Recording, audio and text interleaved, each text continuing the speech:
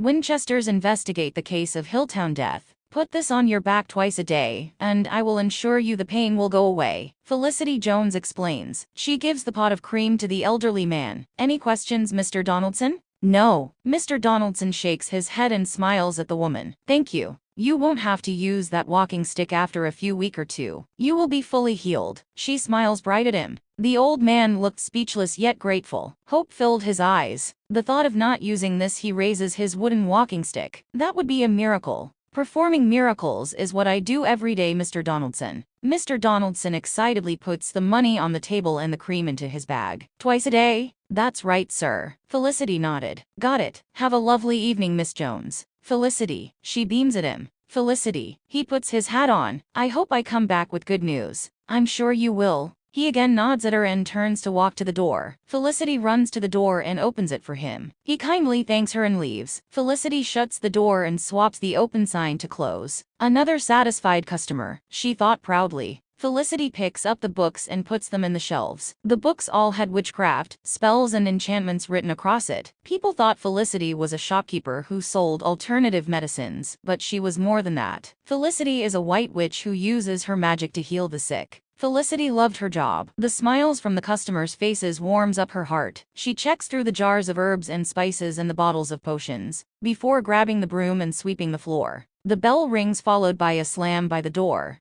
We're closed. Felicity spoke, not looking to see who it was. She hears heavy breathing come from behind her. The witch sighs. I said we are closed. She stops as her eyes set on the new arrival. Looking back at her was a figure dressed in black. Only the eyes showed. The figure towered over her. The figure was tall and slim, and in its hand was a long, golden sword with a diamond on the top. The figure gripped onto the sword and glared at the witch. Felicity's eyes widen. Impossible. She takes a step back. You don't exist. The figure takes a step forward with their sword raised. Felicity stumbles and nearly falls into the cardboard boxes. You are not real, she cried. Felicity blasts a fireball at the figure. The fireball bounces off the sword and heads straight towards the witch. Felicity jumps out of the way, and the ball of fire hits the shelves. Flames rose, burning the wood and Felicity's most beloved items. The figure chuckles, a low male chuckle that sent shivers down the witch's spine. Felicity looks up at the swordsman. Fear appears on her face. You are real? She whispered. The sword slams down into the ground. Felicity rolls over, missing the sword by a few inches. She stands up and runs into the storage room. Klossarunk, she chants. The door shuts and locks. The witch backs away as she hears the swordsman pound on the door. Felicity didn't know what to do. She knew she had a bounty on her head now. This man was going to keep coming after her until the job was done. This is a witch's worst nightmare. That thing outside is what scared the witches when they were kids. It was a child's scary bedtime story. She had to warn the elders. Felicity closes her eyes and spreads her arms out. Her eyes open and slowly turn white as snow. The energy drains out of her and she collapses on the ground. She looks at her hands in shock. She knew the enemy outside. His presence was weakening her. The door falls in front of the witch. The swordsman steps in, his shadow looming over the witch. Felicity looks up at him, knowing where this was going. She closes her eyes as she felt the sword go right through her heart. A white glow travels from Felicity going into the sword. The diamond glows white as it consumes the witch. The swordsman rips the sword out and lets the now decayed body fall face first into the ground. He twists the sword, admiring its work, before sprinting through the door into street. Purple smoke rose and engulfed the swordsman. The smoke vanishes, bringing him along with it.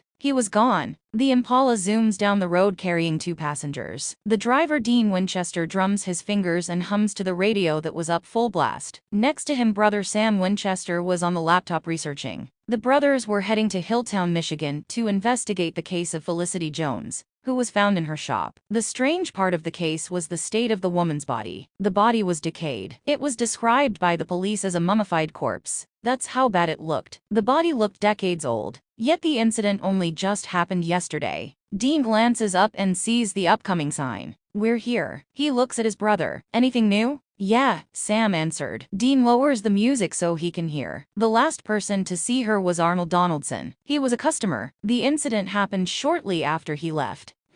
Police interviewed him. He was devastated by the news. He said. Sam scrolls down the article. Miss Jones was such a lovely girl. Nicest girl in town. She loved helping people. That's why I went to her. Customers of hers told me she was a miracle worker. I agree. Today is the first time in ages my back hasn't hurt me. No aches and pains. It truly is a miracle. Okay, Dean narrows his eyes. Miracle worker? Huh. Yeah, the brothers rarely saw things as a miracle. It always came with a price. She must be something. Dean jumped to conclusion. People who perform miracles tend to be something not human. Why would someone kill her? Maybe someone didn't like what she was doing. Sam shuts the laptop. We'll check out the scene and go to the morgue. Dean nods. Yeah, but first coffee. Sam agreed. And a bacon sandwich. Sam frowned. Dean grins at him. Can't have a coffee without a sandwich, Sammy. Sam rolls his eyes and looks out of the window. Dean turns up the music and hums to it again. Mel and Maggie walk into the kitchen. Macy is flipping pancakes. Macy looks and smiles at them. Morning, morning, Mel said with a yawn. She sits down and reaches out for the berries. Wait, Macy takes the bowl. Not yet. Maggie sits down with her phone, her fingers pressing on the buttons. Mel glances over, but Maggie quickly turns and increases the pace of her typing. It's Parker I saw, Mel says. Maggie puts the phone in her pocket and glares at her sister. Should you even be looking? I was having a private conversation.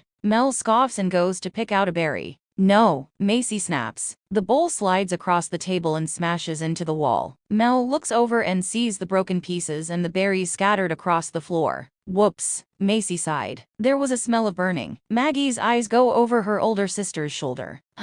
Macy, she says. Macy sniffs. Her eyes widen. Oh, show. She turns and removes the pan and dumps the mixture onto the plate. The pancake was black and burnt, and gave off a smell that made the girls go yuck. Bin that like right now, Mel gagged. The plate rises off the ground and moves towards the bin. The plate tips forward, and the pancake slides off and goes in the bin. The plate moves back onto the table. Done, Macy says. She then sighs. Sorry guys, I really wanted to cook for you. It's okay, Mel waves it off. I was gonna eat out anywhere. I have work, Maggie sighed. Oh yeah, Macy smiles. So do I. Well, you both knew that. But she shrugs, becoming awkward. You are trying to distract yourself, Mel says. Macy looks at Mel. Mel gives her the don't lie to me look. Macy runs her fingers through her hair. Maybe I am okay. I am. I guess I'm trying to do human things before I turn into a... She couldn't bring herself to say the word demon. The thought of turning into those creatures from hell terrified her. She hoped Parker's mom will find a cure before the darkness takes over. Hey, Mel squeezed her sister's shoulder. It's gonna be okay. We are gonna get through this together. Macy smiled, but it wasn't genuine. She didn't want to upset her sisters more than she already has. I know, Macy says. The sisters smile. Their moment gets interrupted by Harry Greenwood, who walked into the room looking stressed. You all right, Harry? Mel asked. Harry puts the newspaper down. No, I am not all right, he answered. Has something happened? Maggie asks. Yes, one of ours was found dead. What? How? Who? Harry raises his hand to stop the questions and points at the front page. Felicity Jones, White Witch, found dead in her shop. He swallowed. Her body was, has turned rotten. Rotten? All girls say. Yes. Well, think of a corpse. What eventually happens to it as the years goes on? Oh, Mel says. Yeah, the white lighter clears his throat. Felicity did send a message to the elders, but they didn't get the whole message. It got cut off. We have no idea who or what killed Felicity. The elders think this killer will strike again. I will warn you girls. Be careful. Keep your eyes peeled. Be on alert at all times. Yes,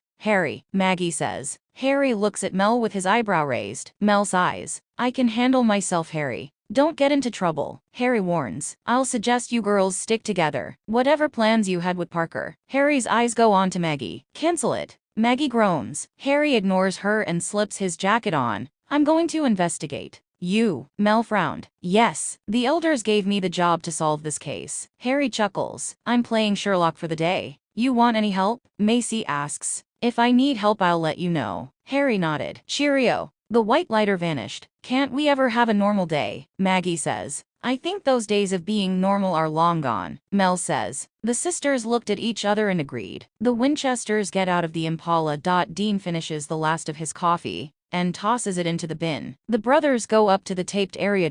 Excuse me, Sam says. The cop folds his arms. Yes, Sam and Dean raise their fake badges. Agent Martin, my partner Agent Smith. We're here to look at the crime scene. Sam explains. The cop looks at the badges. He nods and lifts the tape. Step right in, agents. The brothers go through. At the back of the crowd, Harry walks through and constantly tells people to move in a polite way, of course. He reaches the front and pauses. The white lighter's eyes go on to the two agents who have arrived. Harry's eyes widen as the two men turn around, revealing their faces. Oh God, Harry thought. It can't be. Harry looks at each face, studying them. These are the two men who are the hot topic throughout the supernatural community. Two men, two brothers, two hunters. A lump forms in Harry's throat. The color drains from his face. The white lighter was too in shock to speak. It's the bloody Winchesters. Hey Dean. Sam picks up a paper that was half burnt. The hunter was able to read it. Just look at this. Dean comes over, so far not finding anything, because most of Felicity's stuff was burned in the fire. What? Sam points at the top of the page. Sana Exponentia. In English, healing spell. A spell? Sam picks up a burnt cover of a book, shows it to his brother. Spells and enchantments. Sam says. So she's a witch. Seems like it, and according to the firefighters, they have no clue what started this fire. They investigated the whole place. Nothing. So it could be witch related. Likely yes. Either she did it or the thing that killed her. Did you find anything else? No. Most of it went up flames. You? Same here. Sam sighs. At least we got a head start. Shall we go and see the body? Sam nods and follows his brother out of the shop. Harry's eyes follow the two brothers from the shop to the car. I can't believe they are here, Harry thought. I got to warn the elders. The white lighter shakes his head. First I got to warn the girls, they are priority. Harry walks out of the crowd trying to look casual as possible. But deep down he was nervous. If the Winchesters figure out what he will be killed, no questions asked. Calm down, Harry. Calm down. A beep causes the white lighter to jump. Hey, Dean sticks his head out of the window. You trying to get yourself killed? Harry's eyes widen. He looks down and sees he is standing in the middle of the road. The Winchesters have spotted him. Crap. Harry gives the brothers an apologetic look. My apologizes, I promise I will not do it again. Dean frowned at how fidgety and nervous this man was. Hey, you alright? I didn't mean to yell. I'm fine, Harry answered quickly. It's just one of those days. Those bad days. Where there is hunters and a killer on the loose all in the same town, Harry thought. Have a lovely day, gentlemen. Harry walks at a fast pace across the road and down the street. Okay, he was weird, Dean muttered as he starts to drive again. Yes, I'm at the location. I will call you when I have it in my custody. Okay, goodbye. Arthur Ketch ends the call and puts his phone in his pocket. He sighs and sips his tea that has started to turn cold. He glances out of the window and watches people walk up and down the streets. It's been a few days since Ketch left London to travel to America. He hoped to stay away from America after everything that's happened. The fall of the British men of letters, coming back from the dead, Asmodeus, the other world, alternative Michael running wild. It puzzled the Englishman why the Archangel left his true vessel. Now here he is, been forced to go on a mission to look for a sword that was stolen from the storage unit. Ketch rolls his eyes. He wasn't even guarding it, yet they send him to go out and look for it. Ketch again sighs. He decided to join another organization in London that are similar to the British men of letters, but not as brutal and strict. This new organization was like the CIA, but with a supernatural twist. He liked it so far. He was saving more lives than killing them. Huge improvement compared to his previous job. The Englishman arrived at the town this morning after hearing about Miss Jones. The sword went missing a few nights ago. Ketch gets out a list. There was 4 names, all witches and victims to the sword. Ketch writes down Felicity as victim number 5, and then circles the location on the map. Ketch started to notice a pattern. Whoever had the sword was heading north, going from town to town, leaving bodies behind. Why this way? Where is it heading? Ketch puts the papers away and checks his watch. I suppose I better go and see the body. Although Ketch knew what the body was going to look like, he wanted to examine it. It amazed the Englishman what he can find on a corpse sometimes, and Ketch needed a photo to email to the headquarters. They wanted to know everything that was going on. You enjoying that, sir? Ketch looks up at the waitress and smiles. Much thank you. Ketch gulps back the last of his tea and sets the cup down. Us Brits make tea so much better. He finishes the blueberry muffin, which was better compared to the tea. Hey, Ketch drops some coins on the table. Have a tip? The waitress raises her eyebrow. Really? Ketch stands up and tidies up his suit. Yes. He looks at the name tag. Maggie. Maggie beams at him and blushes slightly pink when he smiles at her. Have a lovely day. Ketch nodded. The Englishman walks out. Maggie chuckles. He reminded me of Harry. Speaking of Harry, The white lighter appears at the doorway. He waves at the young witch. Maggie sees and sighs. Great, now what? Maggie sets the trays down and walks up to him. What's up, Harry? I need to talk to you. All three of you. It's urgent. What? Is it to do with Felicity's case? No, it's another problem. What? Harry gives her an anxious look. Harry, what is it? Harry sighs. Hunters are in town. Agent Smith, my partner Agent Martin. We're here to look at the body of Felicity Jones. The man cuts Dean off. The Winchesters nod. We already have someone here looking at the body. Really? Sam says. Yeah. The brothers look at each other before following the man into a room. Dean sees a smartly dressed man looking at the deceased Felicity. The older hunter's eyes go onto the face. He recognized the face within seconds. Oh, you gotta be kidding me, Dean says. Sam looks and frowns. Ketch looks up from the body. Oh. The Englishman straightened up and puts on a smile. Hello, Winchesters. This better be urgent, Harry. Mel shouts out as she goes through the door. Yeah, Macy says as she walks and closing the door behind her. The sisters see Harry sitting on the armchair with a cup of tea in his hand. Maggie sat opposite with her hands on her lap. The sisters can see she was worried. Girls, sit down, Harry says. They sit next to Maggie, all looking curious. Harry sips his tea. You say this is urgent, yet you are. Mel gestures to the tea. It soothes my nervous, Harry says as he puts the cup down. Go on, Mel says, starting to get impatient. The white lighter clears his throat. Hunters are in town. Oh, Mel didn't look bothered. And we can just kick their ass. These are not regular hunters. They are the Winchesters. The Winchesters. They are brothers. Both were born to be vessels for the archangels. Whoa, hold up. Mel frowns. Archangels? Yes, angels are real. The three girls' eyes widen. Oh, come on, you must have thought demons are real. There must be angels too. Did you never question that? You are saying the wings, the halo, it's all real, Mel says. You don't see their wings. Angels appear to you in human form like demons. They pose as humans, Macy says. Yes, but they get the person's consent before possessing them. Who the hell would wanna say yes? Mel says. You will be surprised. As I was saying, Sam and Dean Winchester are the true vessels for Michael and Lucifer. The devil is real, all three say in shock.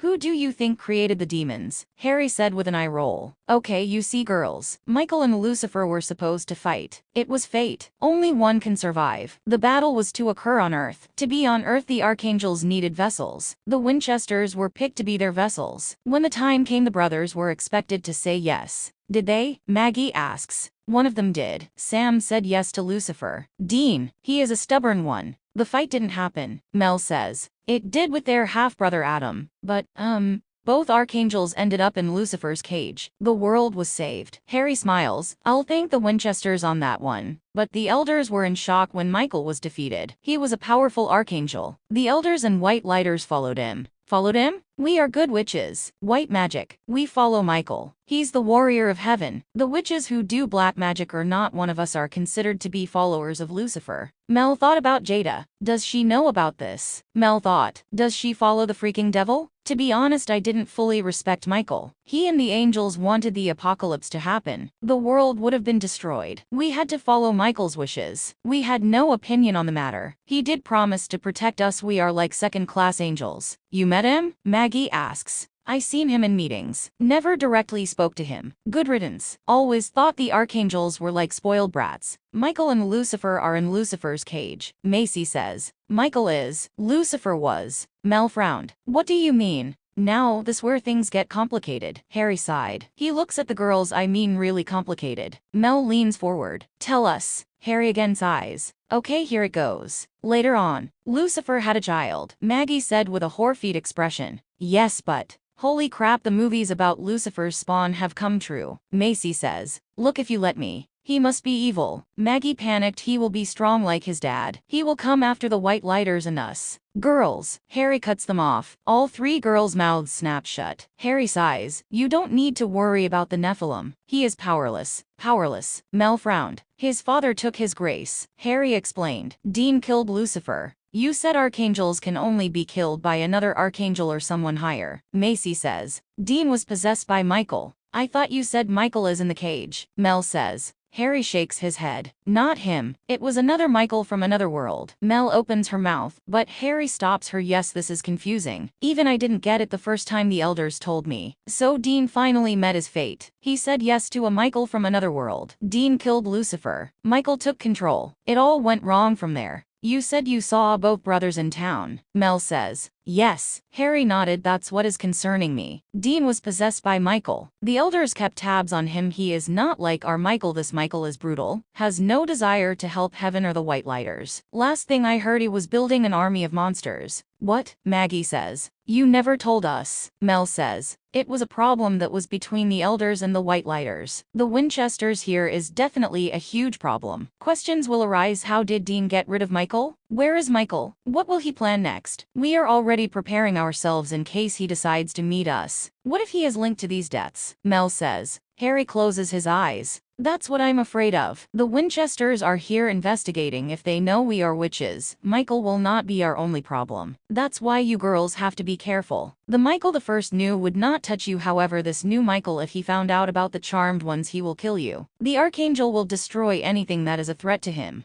Harry stands up. His expression becomes stern. I don't usually bark out orders, but this is the time I really want you to listen. Stay away from the Winchesters. Don't look at them. Don't talk to them, and most of all, no magic. Do I make myself clear? Mel looks at Harry and nods. Yes, we will stay away and let the elders do their job. The sisters look at each other, all thinking the same thing. Not. Thank you. That will do. Ketch smiled. The waiter nods and looks at the brothers. Anything for you? We're good. Sam nodded. The waiter goes off to serve another customer. Ketch sips his tea and clears his throat. This the second time I came here today. It's not bad, but it does need improvement. It's probably me, I have a different taste. What you doing here, Ketch? Dean asks. Not even a how are you. Ketch rolls his eyes. I was going to ask how you are feeling, Dean, now Michael is gone. I'm fine. Why did he leave? You are his true vessel? That doesn't matter right now. Now answer the question. Ketch sighs and straightens his tie. I'm doing a job. A valuable weapon got stolen from the storage unit back in London. I'm here to retrieve it. What is it you are looking for? Sam asks. A sword. It's not just any sword. It's a sword that was held by the greatest witch hunter of all time. Witch hunter? Dean. Felicity. Sam says. Yes. Witch hunter got her. She's not dead. Ketch says. Come again? Dean frowned. Do you know the story of Eric Ongier, the witch hunter? The brothers looked blank. The golden sword? Neither brother showed any recognition. Ketch sighs. You call yourself hunters? He shakes his head. I guess this conversation is going to turn into a history lesson. The Englishman took another sip of his tea and puts it down. Long ago, back in the Middle Ages, the population of witches were rising in England. People started dying in mysterious ways. It was witchcraft related. Witches burn alive. It was the perfect punishment for them. One day, the witches got tired of hiding, and they decided enough was enough. They were going to fight back. Witches teared through villages, killing every person, including children. King Frederick feared the witches will overthrow him and become the new rulers of the kingdom. The king summoned a demon. King Frederick looks at the spell book from a deceased witch. He flips through the pages and pauses at the section regarding demon deals. He reads and his interests got sparked. Although witchcraft was forbidden, the king was starting to become desperate. They were losing. He did not want lose his kingdom to witches. Demons are different to witches. What he was doing wasn't fully forbidden. Frederick. Queen Meredith walked in looking concerned. She frowns at the bags under her husband's eyes. He hardly slept since this war started. I have a solution, dear wife. The king answers. He shows the page. A demon.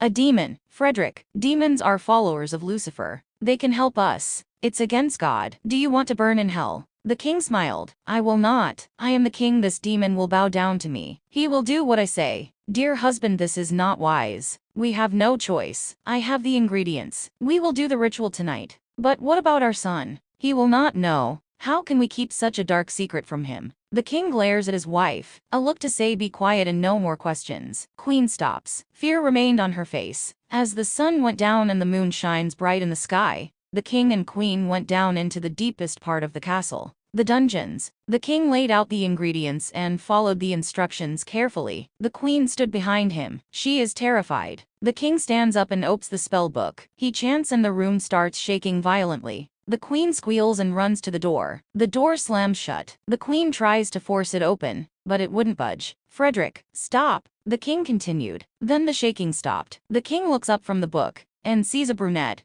hazel-eyed woman looking back at him. She was beautiful. A woman the king would happily marry and have as his queen. He would divorce Meredith for this beauty. The woman's eyes turn ruby red. A smirk forms across her lips. The horror snaps the king out of his trance while the queen cried. She wanted to get out of here. King Frederick. The demon spoke. This is a surprise. You a demon? The eyes must give a hint. The demon smirked. You are a demon. Why did you summon me? You make deals? That's right, your majesty. I do. It's my job. I will like to make a deal with you. The demon's eyes widen with delight. King Frederick of England wants to make a deal with a demon. What will your followers say? They will not know. No one knows about this. What happens in this dungeon stays in this dungeon. Okay, fine by me. I just hope your wife can keep her lips sealed. She will. The king looks at his scared wife. She would not betray her husband the king. She knows the consequences if she does. Yes, she will lose her head over it. The demon chuckled darkly. It sent shivers down the queen's spine. Make this stop. The queen thought. What is it your heart desires? The demon purred. The witches. I want them all dead. Every last one. I can't do that. I beg your pardon? Kill all the witches. That's a big request. I can't do that. You must. You are my last hope. I must win this war. I myself can't kill every witch in the world, but I can provide a resource that will help you fight the witches. What is that? I can create a weapon that can trap the souls of witches. Trap them? Why not just kill them? Kill them, they will just come back. At least trapping them they cannot come back and they suffer. Live in a never-ending nightmare. What is this weapon you can make? A sword. It will be more than just a sword. All it takes is one stab, and the soul will be trapped just like that. The king grins at the idea. It would be a work of art. If you don't want your people to suspect you made a deal, I can disguise the sword, make it heavenly looking, that way they would not suspect a thing. I like it. I will have this miracle weapon now, if you please. I did my end of my bargain. Now it's your turn. 10 years. 10 years? 10 years of a sweet long life. Then what happens? You die and your soul goes to hell. Forget it, Frederick. This is madness. The queen says. It's not. The demon says 10 years, that is a great offer, your majesty. Most people only get 1 or 2, you got a long life. I'm being generous. Can't someone else take my place? The king asks. No, your soul for the sword, that's the deal. No one else is involved. I am the king. I order you to make this sword and I will not go to the pit. I have my own ruler. I don't obey you. You are nothing but a human to me with a crown on his head. I could kill you if I wanted to. The king raises his sword. Try. He growls. The demon flicks her wrist. The sword flies out of the king's hand and hits the wall. Queen covers her mouth in shock. The demon smiles at the stunned king. You can't defeat me. No matter how many guards and horses you have. You really want to make another war for yourself, your majesty. The king's eyes. He really needed that sword. He couldn't lose his throne. 10 years is a long time. His son would be ready to become the next king. If going to hell meant his people could be saved, so be it. Fine. It's a deal. My soul for the sword. Frederick, Meredith, you can't talk me out of it. This is the only way. Kiss me and the deal will be sealed. The demon says. She giggles. I'm about to kiss the king. The king ignores the giggling and leans in. He presses his lips against hers, and they kissed. The deal was sealed. The next day, the king walked to his chambers. On the bed is a box, and inside is a golden sword with a diamond on the top. The king gasped. It was just like how the demon described it. Next to it was a note. The king picks it up and reads. Only the worthy one can hold this sword. The one who you are confident will defeat the witches in this battle. Once that one makes contact with the sword,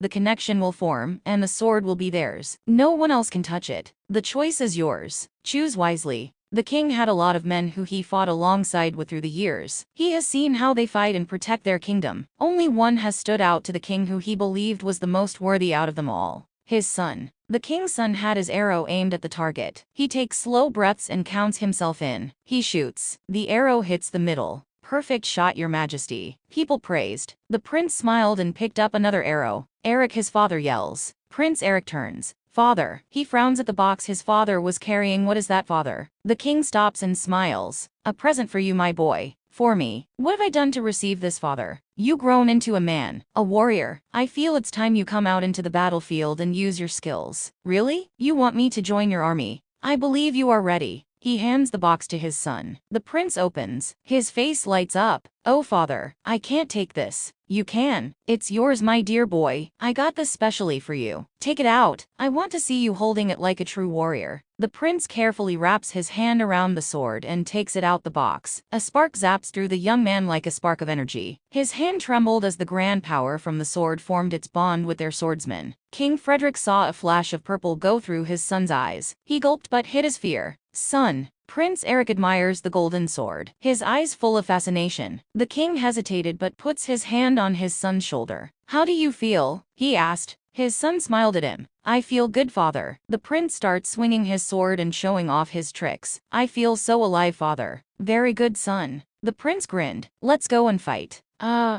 Son. These things require patience, planning. His son frowned at him, then quickly turned it into a smile. Of course, father. You are the wise one, father. He nods. Thank you, father. The king nods and smiles. The next few days Prince Eric trained. He sent every guard down to the floor. He grinned at his victory. The guards are baffled. How could such a young man have so much strength? It was the day the king's men are going off to war. His son insisted he knew where the coven was, and the king believed him. The golden sword must be doing its job. Queen Meredith frowned when she saw her son on the front line. Horror appears on her face as her eyes went on the sword he was holding. Is that? Yes. The king nodded. You gave it to our son. He deserves it. He is worthy. That was created by a demon. Who knows what effects it could have on him? I know my son. He is strong. The sword is perfect for him. He will save us all. I have to. The king grabs his wife's wrist. You will not, he warns. If you do, I'll sentence you for treason. The queen pulls away and glares at him. Maybe you do deserve to go to hell. She walks away. The king hears his wife sobs as she went away. The sword did its job. Eric took down the witches. Ketch says, the witches that got away, he went after them. The witches hid, but he found them. Their souls went into the sword and got trapped into the diamond. It's believed they go through their own personal hell. Eric won the battle. Sam says, yes. The witches stepped down. He scared them. They were weakened in his presence. They struggled to fight back. Eric Ongier became the most feared person in the witch community. As you know, great power comes with a great price. You should know that Dean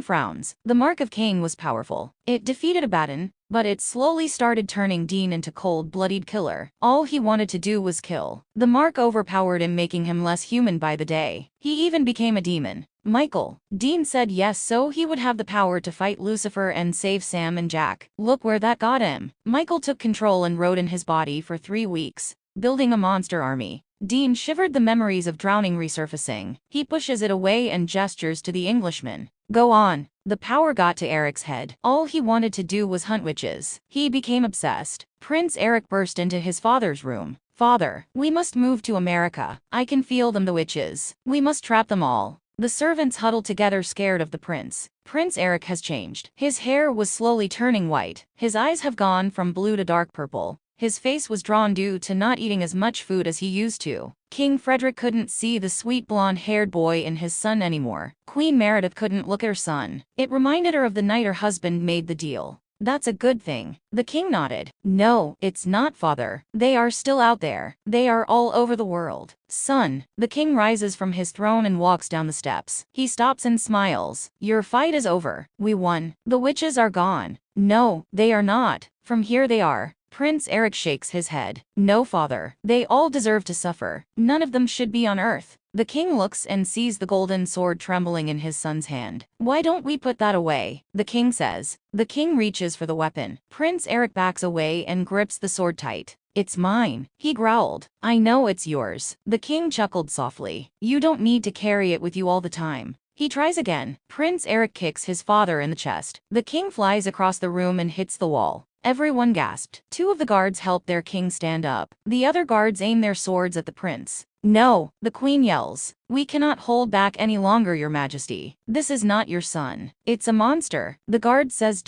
What did you just call me? Prince Eric growled. Stop it, Eric. His mother yelled. Tears fill up in her eyes. This is not you. The prince looks at the mirror. His reflection horrified him. His mother was right, this is not him. It was like a stranger was looking back at him. He looks at his father, who was in shock. Father, I'm so sorry. Go, his father says. Father, I said go. Prince Eric runs out of the room. The king sits back down on his throne with his head in his hands. This is all my fault. I should have never made that deal. He sits up. I will end this deal. At night the king went down to the dungeon. He used the same ingredients and repeated the process he did the first time. He frowned when the room didn't shake. Did he do something wrong? The shaking was an effect. The king turns and faces the same demon he met last time. I wanted to make it dramatic. The demon chuckled. End this deal. No can do. I want to make another one. Take what you did to my son away. What I did? I don't remember giving the weapon to your son. You did. You did not say this would happen. What do you expect? It was made from hell. Take it away. Can't. You already made a deal, you can't make another one. How about my wife or my son? Can't they make a deal and stop this? No, a deal is a deal. It can't be broken no matter what you do. The king grits his teeth in frustration. The demon smiles. You can't get your way this time. I need my son cured. He is the future king. When my time comes he will take my place. Oh well, seems that is not going to happen. Your son is past saving. There must be a way. See you in 10 years, your majesty. No, wait. The demon vanishes, leaving the king alone in the dungeon. The king drops to his knees. He lets out a scream and starts ripping the pages out of the spell book. He throws the book and hits the ground with his fists. He was stuck. He made one deal, and now he has lost the one person that meant so much to him. Frederick. Queen Meredith ran in. He's gone.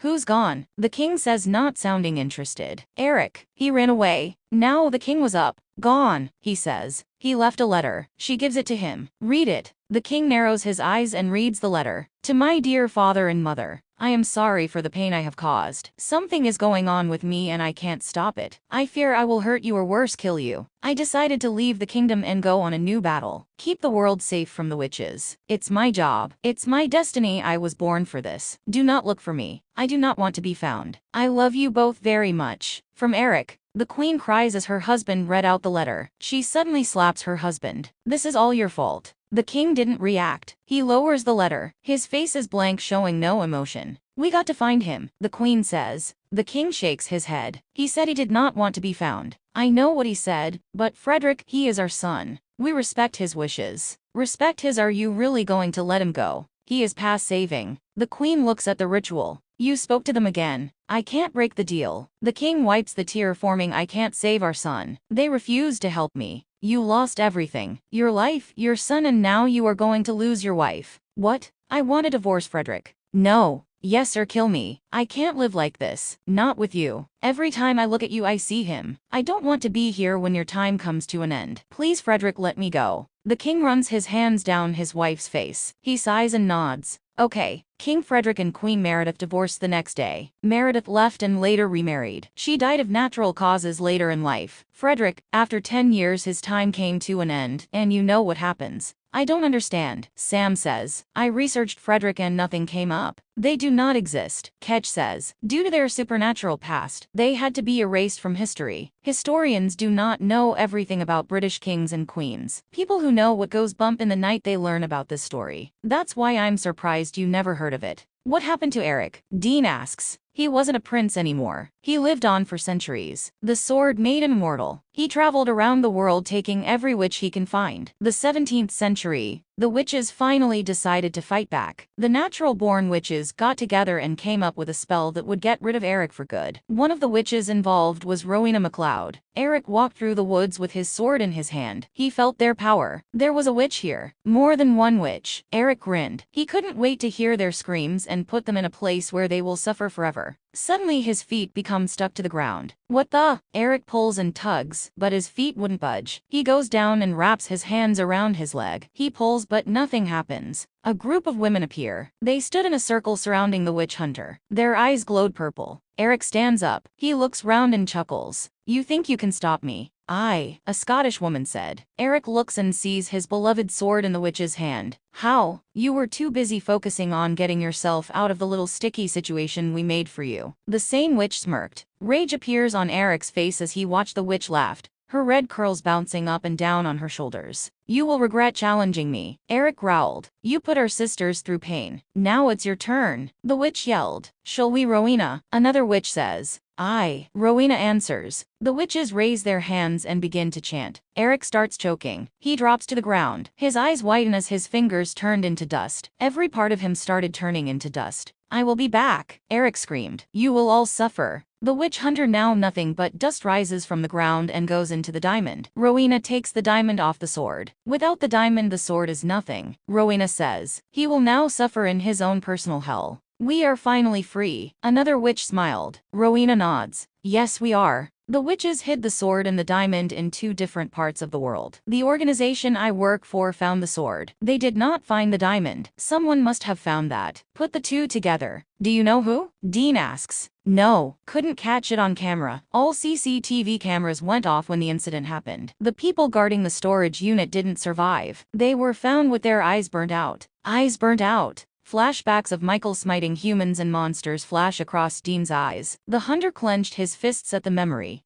Dean, you okay? Sam asks. Why yeah, you don't look fine to me, Ketch says. Another flashback of Michael wearing Dean's face admiring a diamond causes Dean to stand up, nearly knocking the table over. Sam stands up. Dean, customers look round with curiosity. Ketch waves at them. Nothing to see here, he says. Dean, what? It's Michael. Dean cuts his brother off. He did this. What? Dean rubs his head and looks at Sam. Michael is the one who released Eric. Dean walks out of the cafe, his head spinning. His eyes go fuzzy. He leans on the car. Witches are a threat. Michael spoke in his head. The golden sword will wipe them all out. Dean took shaky breaths, processing the new memories he was receiving. While I build my army, the witch hunter can do what he does best. Dean cringed as he heard his own voice chuckling in his head. I will achieve 2 goals at once. My army and no witches to stop me. I'll be 1 step closer to letting this world burn.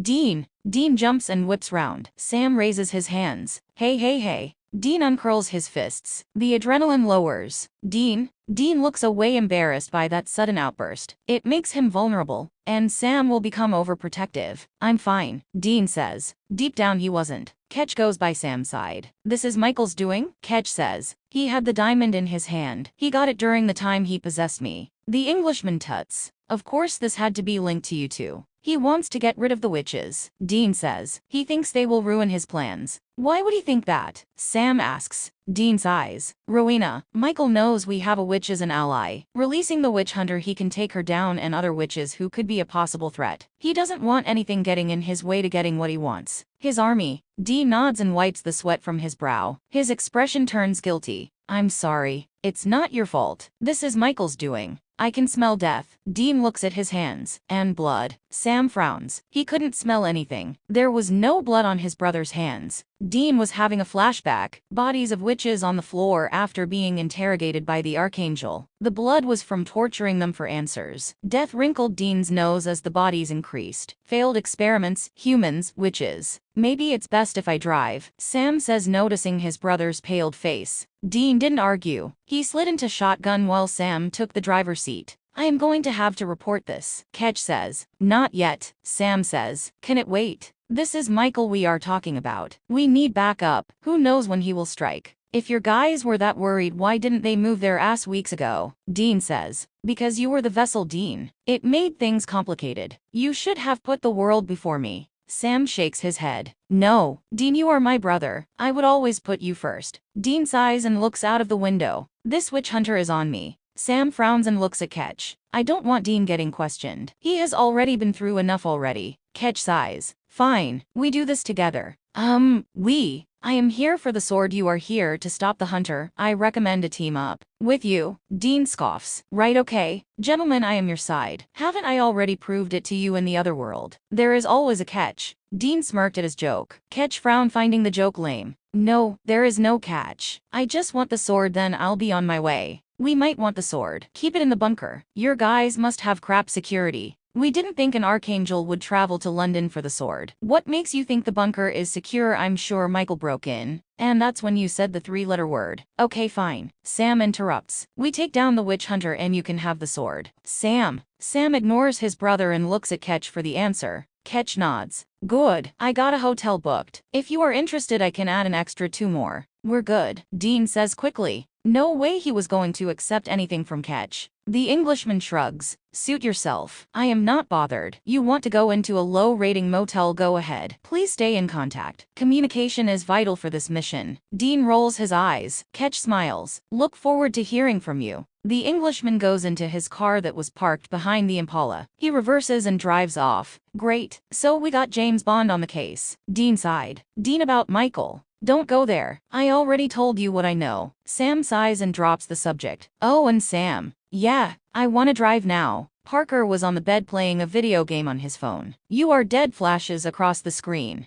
Damn it, Parker cursed. Maggie appears on his screen. Perfect timing. Parker grins and presses the button. Hey, Parker, there is something I gotta tell you. Parker sits up. His face becomes worried. You okay? Parker, there is hunters in town. Hunters? Yes, but these are dangerous hunters. Harry told us. Their names are Sam and Dean Winchester. Whoa, the Winchesters. You know them? Yeah, my dad spoke about them. They've been to hell and back literally. They killed the top-ranked demons. They even been up against the devil himself. Parker froze when he realized what he said. Oh, yeah, the devil. We know he's real. Harry told us. Phew. We even know he has a kid. Oh, the Nephilim. Parker, Maggie scowled at him. You kept this all from me. It was hell's business. To be honest, I don't really know all the details. Last thing I heard, Lucifer went to another universe, not really sure what that was about, and Asmodeus became ruler of hell. I broke contact with Dad, so I don't really know what's going on downstairs, and I don't care. Lucifer is dead. Parker's eyes widen. Is he? Who killed him? Thought you didn't care. Lucifer dead, that's huge. Dean killed him with the help from Michael. Michael? I thought he was in the cage. Jesus Christ, Parker. Sorry. Really makes me wonder how much you know in that head of yours. Stuff I do not want to know. Parker admits. So who let Michael out? It's another Michael from another universe, the one where Lucifer went to. The half-demon opens his mouth and closes it. His frown deepens. There is two Michaels? In this world, yes. I bet Dad loves that. Parker said sarcastically. He hates the angels. Apparently Michael 2.0 doesn't play nice. He's evil. This just keeps getting better. Parker, this isn't funny. If the Winchesters find out who you are, they will come for you. They could come for all of us. That's why we are gonna stop them. You are gonna do what? We did a tracking spell. We know where they are. Maggie, are you out of your mind? The Winchesters are people who should not be messed with. Mel won't drop it. She will go with or without us. Me and Macy have to go along with the plan. No, Maggie, don't do this. Whatever you do, do not tell Harry. He can't know about this. He told us to stay away from them. Harry is right. You guys are gonna get yourself hurt. Maggie, Mel's voice yelled in the background. I gotta go. Be careful, Parker. Maggie. The screen goes black. Maggie, Parker repeats. He curses under his breath and stands up. He gets his jacket and opens the door. Please hope I get there in time. Then he walks out. It was getting late, and the Winchesters planned on calling it a night. They needed to be up and ready to track down the witch hunter. Sam closes the laptop while Dean knocked down the last of his beer. It has become awkward since what happened at the cafe. Dean didn't want to talk about it, and this worried Sam. The younger hunter didn't know when his brother was going to have another flashback. Dean insisted he was fine, but Sam knew that was a lie. Dean looked far from fine. Dean looked close to vomiting back at the cafe. Sam could have sworn Dean was on his third beer in a row. Dean threw the bottle in the bin. He sighs. He just wanted to drink and forget. Those memories shook him up. He had to go and spend 10 minutes washing the blood of his hands when they arrived at the motel. I'll be one step closer to letting this world burn. Michael's words repeated in his head. I was the one who gave him the head start. Dean thought. A knock on the door causes the brothers to turn. They look at each other frowning. They didn't call for room service. They both got up with their guns by their side. Dean raises his finger at Sam and opens the door. At the door was a woman around in her teens. May I help you? Dean asks. Oh. The teen looks at the brothers. I got the wrong room. Is this room 21?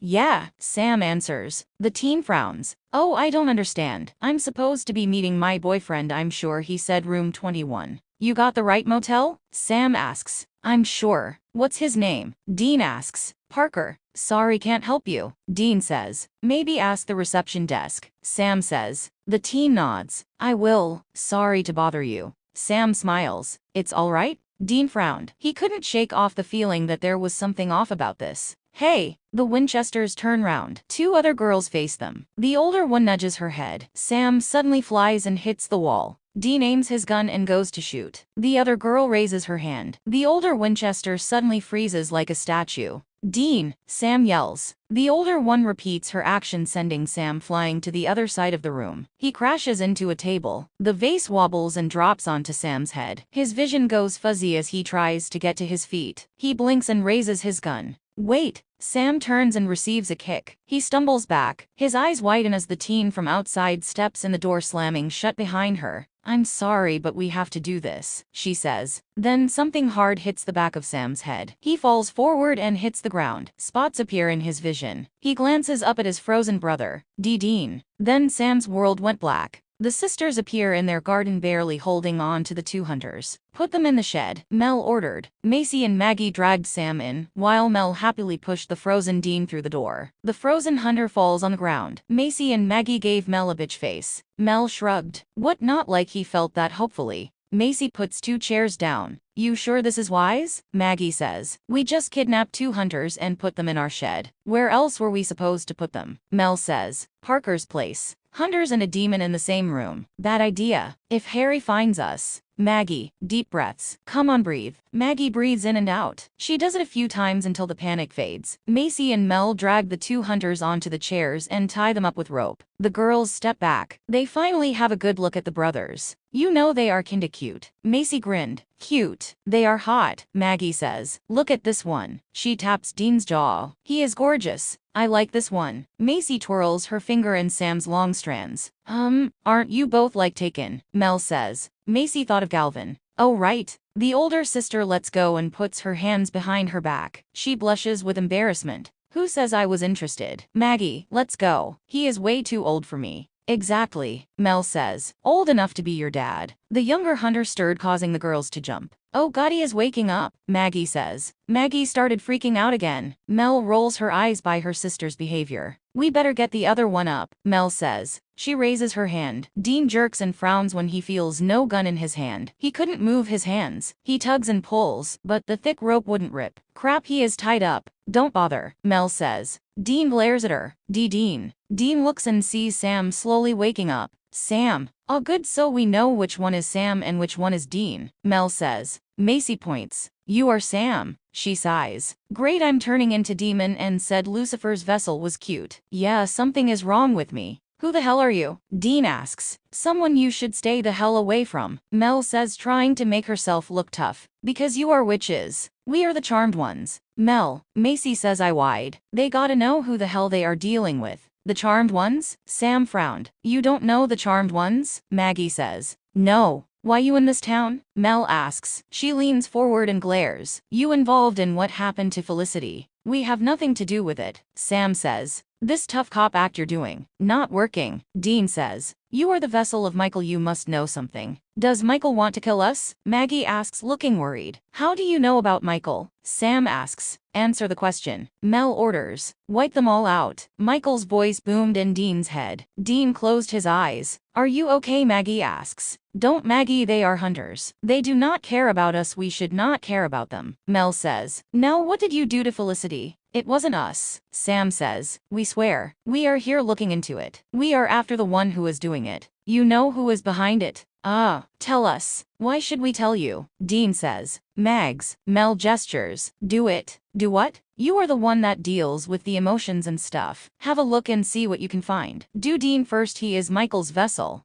Dean starts going side to side trying to get out of the binds. Maggie touches his head. Screams and cries fill up in Maggie's head. Sammy. Sam. I don't have a choice cause. We had a deal. Thanks for the suit. A better world. Get out. I own you, Dean. There was the sound of drowning. The hunter gasping, struggling to get to the surface. The emotions and feelings started becoming overwhelming for the young witch. So much Maggie had to pull away. Maggie. Maggie backs up against the wall, her eyes wide. You do not want to know what's going on inside his head. Maggie gasped. There is pain, so much pain. She looks at Dean. Michael did that to you? You should have not done that. Dean says, feeling vulnerable again. A witch Dean barely knew has looked into his personal business, his weak spots, his own personal hell. Did you find anything? Mel asks. Apart from pain. Mel. Maggie frowns at Dean's paled expression. Look what I done to him. God, you are too soft, Mel moaned. Nearly close to losing my head, Maggie snaps. That's what I felt like. What I felt, what I saw. She shakes her head. It was too much. Mel wanted answers. Try the other one. I don't even want to try. We are the good guys here, Sam says. We are not the enemy. The real enemy is out there and we gotta get him before he gets to his next target. Suddenly the door breaks down. The sisters turn round. A figure stood at the door with a long golden sword in their hand. Too late, Dean says. The witch hunter swings his sword. Mel raises her hand. The witch hunter freezes. Mel sighs with relief. We're good. The witch hunter moves his sword close to making contact with the girls. The girls dodge and run out of the shed. Macy, Maggie screamed. Macy flicks her wrist. The sword stays in the witch hunter's hand. It didn't work, Macy says, panicking rising inside her. The witch hunter looks and sees the brothers tied up. Humans. He runs towards them. Dean and Sam started pulling at the rope. The witch hunter slices through the ropes, cutting them in one go. The ropes drop and the Winchesters are free. The brothers look at the witch hunter with confusion. Get out of here. The witch hunter speaks behind his mask. He runs back out of the garden. He raises his sword. Waves shoot out of the sword. The sisters feel their magic weaken. What is this? Mel said, her voice weak. I can't use my powers, Macy says. Maggie coughs and clutches her stomach. The witch hunter looks at Maggie. He chuckles in delight. Let's start with the youngest first. He grinned behind his mask. He walks towards Maggie, his sword raised and aimed at her chest. Leave her alone, Mel yelled. Macy drops down to her knees, the color draining from her face. Maggie squeaked with fear. Her body trembled. Her sisters couldn't help her. Parker is not here. One name pops up in her mind. Harry. The white lighter seconds after his name was called. Maggie. He notices the fear on her face. What's wrong? Sam and Dean run out of the shed. Harry sees them in the corner of his eye. His eyes widen. What are the Winchesters doing here? Harry, Mel screamed. Harry turns round. His eyes widened even more at the witch hunter. Impossible. Before he could react, the sword goes through his heart. Harry. Harry drops to his knees, the sword still inside him. A white glow goes into the sword, into the diamond. No, Mel screamed. Mel pushes through and tries to freeze the enemy who was harming her dear friend. The witch hunter chuckles. Witches can't stop him when he is in the process of taking one of their own. The witch hunter rips the sword from the white lighter's chest. Harry's decayed body falls face first into the ground. Oh my God. Maggie covers her mouth, horrified by what she saw. Your fault, Eric smirked. You called him. Maggie's expression turns guilty. She was supposed to go through that, not Harry. What did you do to him? Macy asks. The witch hunter raises his sword. The witches clutch their stomachs, feeling a wave of nausea coming over them. You will find out, Eric answered. Hey! Sam and Dean run out of the shed, their guns back in their hands. Dean shoots at the witch hunter. The bullets hit the witch hunter but left no damage. Eric glares at the hunters. I am not the enemy here. You are working for Michael, Dean says. You know Michael? Archangel. Big bag of dicks. Yeah, we know him. We're hunters. You are hunters. Eric lowers his mask, revealing his mouth that was white as snow. So am I? We are on the same team. No, we're not. But we are. We are hunters. We hunt supernatural beings. I hunt witches. Michael, he and I want the same thing. A witch-free land. He wants to destroy the world, Sam says. Cleanse the world. Clear the abomination who poisoned the land. Humans will not have to live in fear ever again. Michael wants the humans to die and the monsters to take over the world, Dean says. He is the Archangel, an angel from heaven. Why would he destroy his father's work? Because he hates humanity. Dean spat out. I didn't get the same story from him. He told me he wanted to save the world. He is lying to you, Sam says.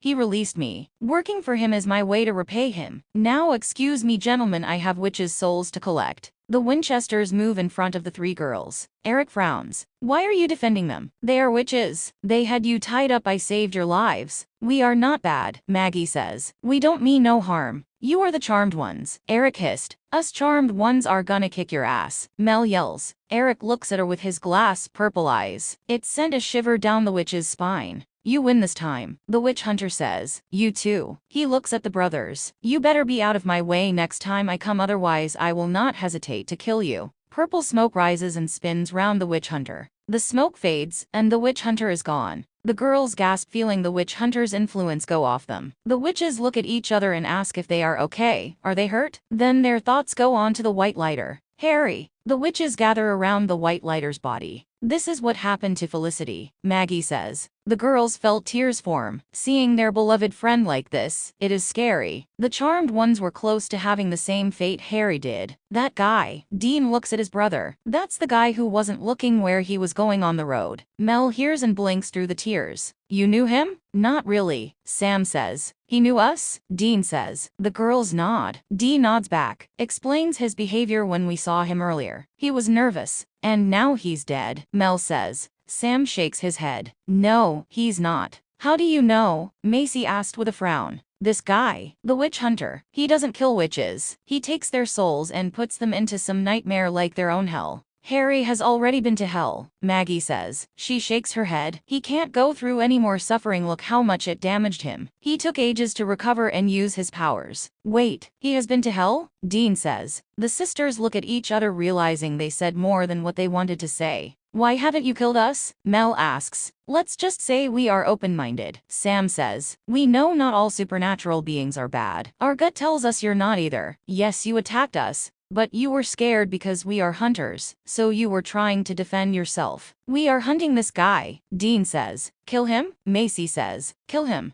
Trap him, anything. He is working for Michael. We know Michael is talking bull. The witch hunter is too blind to see what Michael is actually up to. Michael hurt you, so you want revenge, Maggie says. Dean hid his embarrassment. This witch knew his pain. Probably knew more than what he told Sam. Maggie can still hear the crashing of the waves, the hunter swimming to the top trying to take back control. It was a vivid image that will be stuck in the witch's mind for a while. Is there a way to save Harry? Macy asks. We're not sure, Sam answered. You are not the only ones who are going after Purple Eyes, Mel says.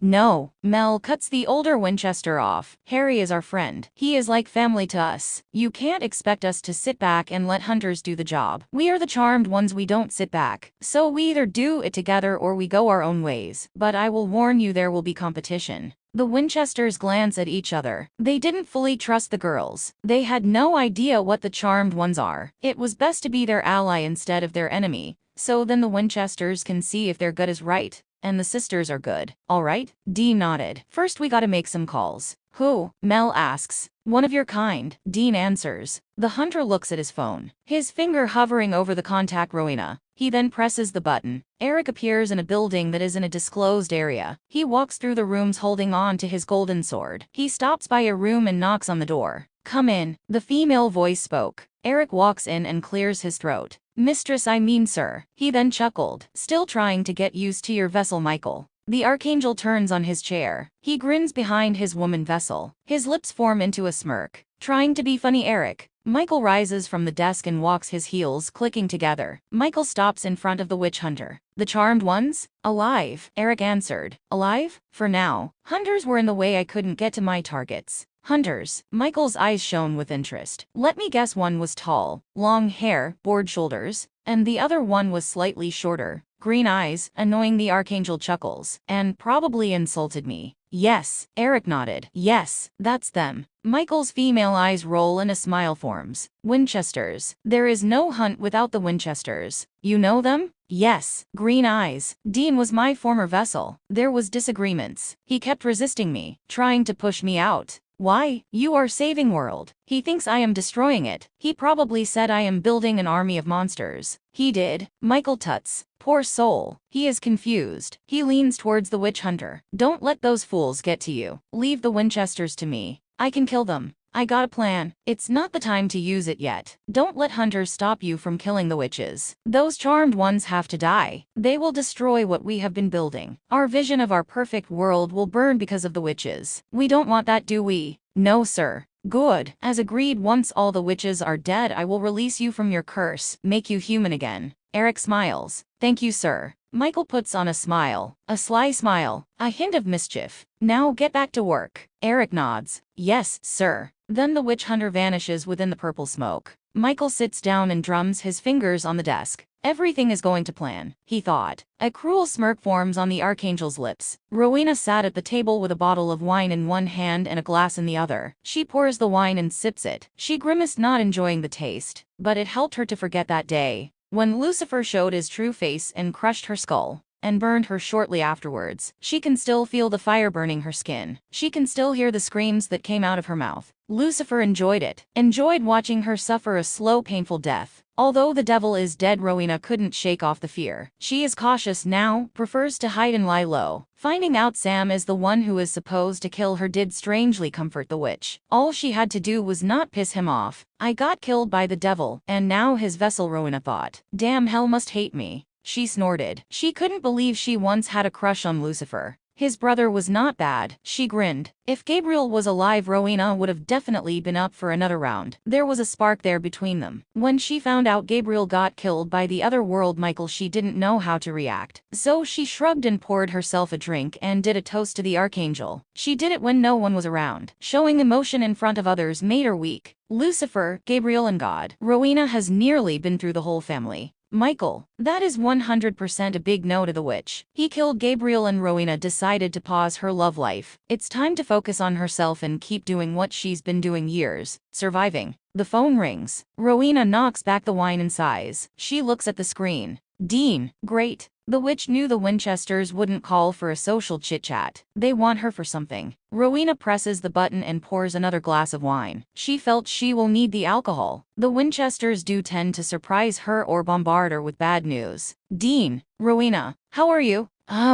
Dean sounded taken back by the question. Rowena meant her question. She is interested. Dean had an archangel riding around in his body for 3 weeks. Rowena didn't know what being possessed is like, but she knew it wouldn't be a pleasant experience. I'm fine, he answered. Rowena didn't believe it. She can hear it in his voice. He is exhausted and he hesitated to the question. Winchesters, they are not the best people when it comes to talking about their feelings. Rowena did have a soft spot for the boys. She understands now why her son stopped trying to kill them. Although the Winchesters could be a pain in the ass, life would be boring without them. Whatever news Dean is going to throw at her, she is ready. She needed a distraction, and it gives her an excuse to see the Winchesters. It has been a while. What do you want? Rowena asked. You know Eric Angier. Now Rowena is taken back by the question. Eric Angier. She hasn't heard that name for a long time. Rowena and her fellow witches trap the bastard in his own weapon. Why did Dean bring him up? Why? She asks. Michael set him free. He is out there, Rowena. You may be a target. Rowena looks at a glass. Yeah, she needs another. Rowena knocks back the wine and lets out a dramatic sigh. One monster goes and another one comes in his place. Rowena thought, anger and panic rising inside her. So much for being ready for news. It's made her night worse. We know you trapped him, Dean says. With a coven. Rowena's voice rose in volume. It took a coven to trap the murderous bastard. Most of the coven are dead now. I'm alone.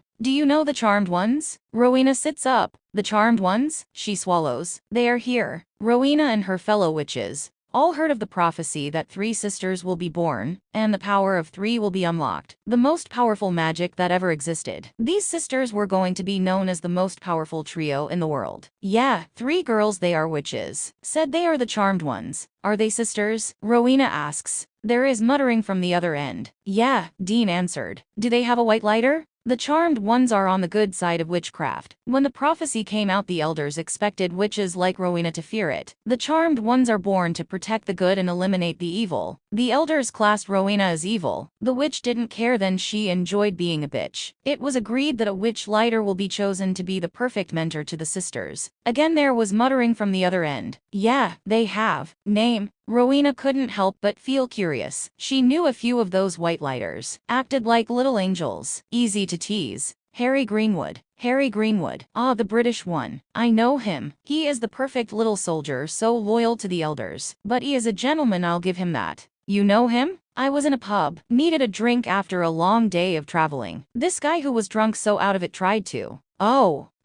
His breath made me want to vomit. I told the bugger I was not interested, but then he grabbed me, shoved me against the wall. No big deal, I could have used a spell to get out of it. But then Harry came in between us and told the man to back off. The man was bigger than Harry, but Harry used to serve in the army, so he grabs the man's arm, twists it, and well, The man freaked out and left the pub. Right? I thanked Harry. He was quite charming. We talked, drank, but then he sensed my magic. He got over the alcohol. His head cleared quicker than mine. Harry was horrified. Disgusted, he left before I could ask what was wrong. I found out the next day he is a white lighter. She sighs and pours another glass. How is the little puppy? Eric got him. Rowena's fingers tighten around the glass. How? Wrong place. Wrong time. Rowena shakes her head. Damn it, Harry. Eric is after the charmed ones. Of course he is. Did you say Michael released him? Michael wants the witches gone. He thinks they could ruin his plans. I think the charmed ones are at the top of his hit list. They would be. Rowena nodded. The charmed ones are extremely powerful. They could end Michael. That's why he wants them dead. All it takes is one of the sisters to be killed. It will break the power of 3. Then they will be nothing but normal witches. He wants to strip the sisters down. Weaken them.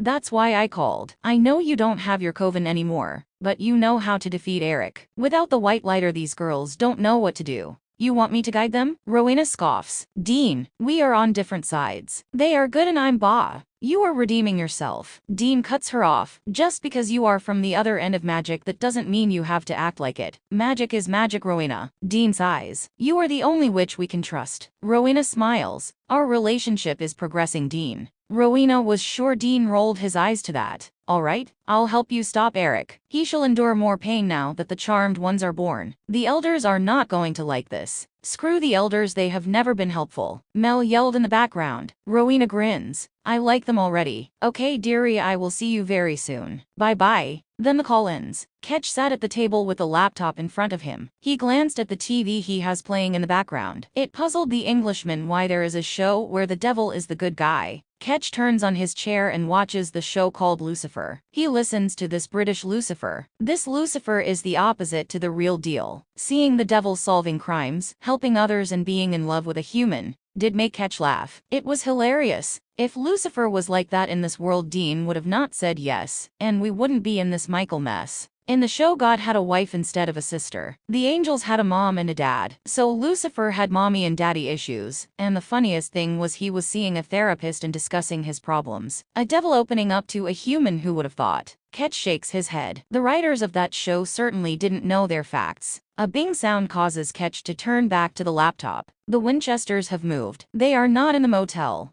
Ketch didn't trust the Winchesters when it came to providing information. Very likely the brothers would keep Ketch in the dark and try to handle the situation themselves. The Englishman decided to record their numbers and track down their every move. He clicked on the address, revealing the location. A house is revealed, and underneath had a list of the current residents there. The Veras. Mel and Maggie Vera are the only 2 living there after their mom tragically died. Ketch clicks on an article and reads through. Suicide. Mom jumped out of the window and killed herself. That's what the people think. To Ketch, it made no sense. Why would Sam and Dean be at a house where a couple of girls live? They would only be at that house if it was linked to the case. The former man of letters calls Dean. He sighed when the call went to voicemail. Same thing happened with Sam. What are those 2 up to? Are the Winchesters choosing to ignore him, or they didn't hear their phones, or has something bad happened? Ketch tried again with the older hunter. It went to voicemail for a second time. Dean, just ringing up to see if you found anything. The Englishman made himself sound completely oblivious. He couldn't let the brothers find out he has spied on them. I have no leads so far. I know your brother is into research, so I thought maybe you had something. Call me back when you do have something, okay? Have a nice evening. The Englishman ends the call and sits back and waits. Getting fidgety, he glances back at the TV, trying to distract himself. He changes the channel, getting tired of seeing the devil. A movie called Legion is on. Ketch winced as the Archangel Michael shows on the screen. These bloody angels are haunting me, he thought. That's it. Ketch is not sitting here any longer. He is going to the house. He will wait for the Winchesters to leave, then he will go in there and question these girls. Ketch packed his belongings and picks his briefcase up. He carries his briefcase and opens the door. He looks back at the TV screen and glares at the fictional version of the Archangel. You are going to die, you bastard. He switches of the TV and lets the remote control fall on the ground as he leaves the room. Mel, Maggie and Macy sat on the sofa while Sam sat on a chair, and Dean paced up and down the room. Macy's eyes kept looking over at the younger Winchester. His broad shoulders, long brown shiny hair, his hazel eyes that softened when he relaxed. Macy wasn't sure why she had these feelings towards the hunter. Is it because of the darkness inside her? It is making her feel drawn to the vessel of Lucifer. Lucifer is the one who created hell and demons. Is there a connection? Or was this a natural crush? Hey, Mel nudges Macy with her elbow. Come back to us, sis.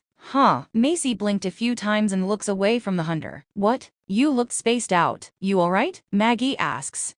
Yeah, Macy replied sheepishly. So let me get this straight. Your mom got killed, she did a spell that unlocked your powers, and you accepted them and become the charmed ones, and this hairy guy is a white lighter who is like a mentor to you. A mentor, a friend and family. Maggie nodded. We hope your friend knows how to save Harry. Mel glared. Like I said, Rowena defeated him the first time, I'm sure she can do it again. Sam assured the girls. Michael, we are dealing with him, Dean puts bluntly. You are doing a very good job, Mel says sarcastically. Mel, Maggie gives Dean a sympathetic look. Leave him alone. I don't need a witch sticking up for me, Dean put coldly, glaring at the youngest witch. Then the hunter puts his hand on his head. His vision goes blurry. Dean waved his brother off. I'm fine. Just give me a sec. Dean rushes into the kitchen. He turns on the tap and splashes water on his face. Then Dean straightens up and everywhere he looked it was water. He looks down and notices water rising from the ground. The hunter's eyes widen. Not again. He tried to run, but he found himself glued down. The water increased in speed, going up to his ankles, then his knees, then his waist. Dean held his breath. He was drowning in his own body while Michael was in the driving seat taking Dean's body for a spin. Get out, Dean screamed. The water goes up to his chest. Get out, you son of a bitch, Dean cried out. The water goes up to his chin. Dean looks up. Make it stop, please. Michael's laughter rings in his ears. Dean takes a shaky breath. I'll stop fighting you. I'll stop if you promise me you will leave Sam alone. Dean felt the water filling up in his mouth. Promise me. He coughed out. Making a deal, Dean. Michael chuckled. Really? You still trust me to make a deal with you? Oh, Dean, you don't need me to make it stop. You just got to give up. Let go. Dean did stop. He didn't attempt to swim or try to reach to the surface. He let go and let the water take over. Dean drowned in his own body. He didn't fight back. The hunter didn't have it in him anymore to fight. He gave up and he let Michael win. Suddenly Dean felt a touch on his arm, and seconds later the water vanishes, and Dean was standing in the kitchen with the tap still running. Dean, Maggie said softly. Dean turned around. His pain expression said it all. Maggie didn't need to ask because she knew. She felt it. Felt the struggle, the pain, fear. She felt it all. Don't be angry with yourself, Maggie continued. I would have done the same. Michael's power was overwhelming. You couldn't fight it forever. Don't, he glared. Not talk about it. Got it. One of these days you are going to have to. It is eating you up. Michael is not possessing you, but you are still drowning. You are drowning in guilt. Dean lowers his eyes. He couldn't look the witch in the eye because he knew she was right. Michael wasn't even possessing him. Yet the archangel still had an impact. The back door opens and Parker runs in. He sighs with relief when he saw Maggie, but his eyes go on to Dean. Winchester, Parker gasped. Dean looks at the boy. You are? Parker, don't. Maggie warned. Parker got into protective mode. His girl is in danger, he had to save her. He turns into a black smoke. Dean's eyes widen. What the hell? Parker, he is with us. Parker. The black smoke charges into Dean. Dean flies across the room and hits the wall. Parker. Sam and the other witches run in after hearing Maggie scream. Dean stands up and glares at the thing that has entered the room. Oh crap, Mel sighed. Parker goes for another swing, but Macy blasts, sending him to the other side of the room. The smoke returns to human form as at the wall. Parker winced and rubs his head. He gives Macy a really look. God damn it, Parker, Maggie yelled. I told you Parker and the Winchesters in the same room is a bad idea, yet you still called him to come over. Mel glared at her sister. I didn't call him, Maggie glared back. Dean ignored the arguing and gets his angel blade out. He puts the blade against the boy's throat. What are you? Dean growled. Sam kept his hand on his gun and glares at Parker. I thought you were gonna hurt her. Parker swallowed with nerves. Answer the question. Sam says. Don't hurt him, please. He is not bad. He was only trying to protect me. Maggie cried. Parker looks at the brothers. I will tell you if you do not hurt her. We won't, Sam says. Parker takes a deep breath and looks at the older hunter. I am a demon. A demon. Sam frowned. Half demon actually, Parker says. Sam's frown deepens. You are half demon, so you are half human, that's right. Parker nodded. You don't look nothing like the Omen, Dean says. I'm not like the Antichrist what you see in the movies. I'm a shadow demon. I become the smoky thing you just saw. That's from my dad. My mom is human. A doctor actually. She's looking for a cure. Get rid of my demon side for good. I want to be human. I don't want to be a demon. I don't want to lose the emotions. With no emotions I wouldn't be able to love Maggie. The Winchesters go puzzled as the boy babbled on. This is not what the brothers expected from a half-demon. There was a child years ago who was a half-demon called Jesse Turner. Jesse had tremendous power. He was definitely a powerful being right up there with Jack. Both Jesse and Jack are not evil. They were more human than anything else. Parker could be the same. He is half human. After spending time with Jack, the Winchesters have become more open-minded when it came these types of situations. There has been demons who have changed, such as Crowley and Meg. Dean had to say that angels are sometimes worse than demons. Michael is a monster. How do you know us? Dean asks, still not ready to trust the boy yet. Everyone knows the Winchesters. Parker answered with a really look. You guys are celebrities. Hell, talk about you a lot. Oh, I bet they do. The Winchesters' weapons are now lowered, but their guard stayed up. I have nothing to do with them, Parker answered. I don't even talk to my dad or brother. I broke contact with them. Want nothing to do with them. They tried to hurt. He looks at the sisters, remembering that Macy sent him flying across the room to save the hunters. He frowns. Am I missing something here? What happened to going after the Winchesters? We did. Mel nodded. It was going well until the witch hunter showed up. Parker looks at the brothers. Mel shakes her head. Not them. A new hunter is in town. Parker sighs. Right. Guess they will all be swinging into town now that the Winchesters are here. He glares. I told you to not go after them. You put your lives in danger. We're okay, Parker. Maggie assured him. The witch hunter is not with Sam and Dean. Does Harry know about this witch hunter? The sisters sadly look at each other. The mention of their dear friend makes their heart ache. What happened? Parker asks, sensing something is wrong. He's gone, Macy answered. Gone? As in dead? Not quite, Sam answered.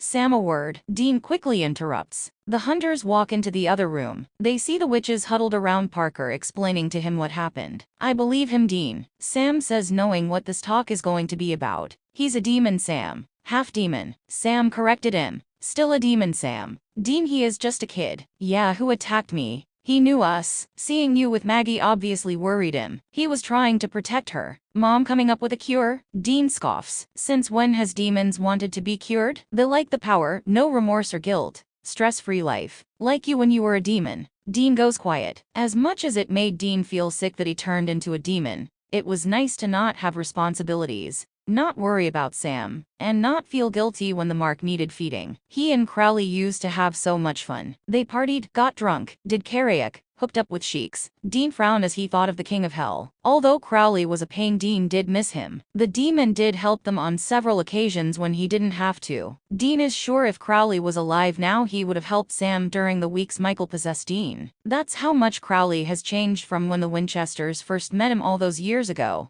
Dean snaps out of his thoughts and shrugs. Jack turned out okay, I guess. Maybe this Parker guy will be alright, but I suggest we keep our eye on him. Same for the witches, we still don't know them yet. Sam nods, agreeing with him. The brothers hear Parker say, holy crap, after the witches finish the story. The Winchesters go back into the kitchen. Parker is leaning on the counter with a stunned expression. I seen hunters, but not ones like that. The sword was made by demons. How come I never heard of this story? Guess Daddy didn't tell you all the bedtime stories when you were little, Mel says. Maggie looks at Dean's hardened expression, his eyes fixated on the half-demon. Please don't hurt him, Maggie begged. He is telling the truth. He doesn't want to hurt anyone. We believe him, Sam says. That doesn't mean we trust him, Dean says. He has gotta earn that. Holy crap, I've been accepted by the Winchesters, Parker says. Dean frowns at him. Parker smiles. I mean, half accepted, I gotta earn your trust to be fully accepted. Good job Dad is not here, Parker thought. Parker's family would kill him if they saw what he was doing. Interacting and working with hunters. Not just any regular hunters, this is the Winchesters. Mel looks at Parker and Maggie. I'm gonna make myself clear to you both. Keep your hands off each other. No kissing, hugging. Do not do what boyfriends and girlfriends do. We have a friend to save. Maggie folds her arms. Seriously, Mel. I didn't even have sex on the brain. Just warning you. She looks at Parker with a stern expression. Parker raises his hands. Hands off, got it. The doorbell rings. Mel looks at the brothers. That might be your witch, she guessed. Mel goes and opens the door. At the door is a woman with long red hair tied up into a bun, and she wore a long dark purple coat with purple boots to match. Next to her is a man with black hair, and he had a suit on. Maggie comes to the door. Her eyes widen at the man. Hey, I know him. He was in the cafe. Rowena, Sam says. Catch, Dean says. Rowena smiles. Hello, Winchesters, girls, and she looks at Parker. Handsome man, she smirked. Parker blushes at that comment. Rowena's eyes go on to the Englishman.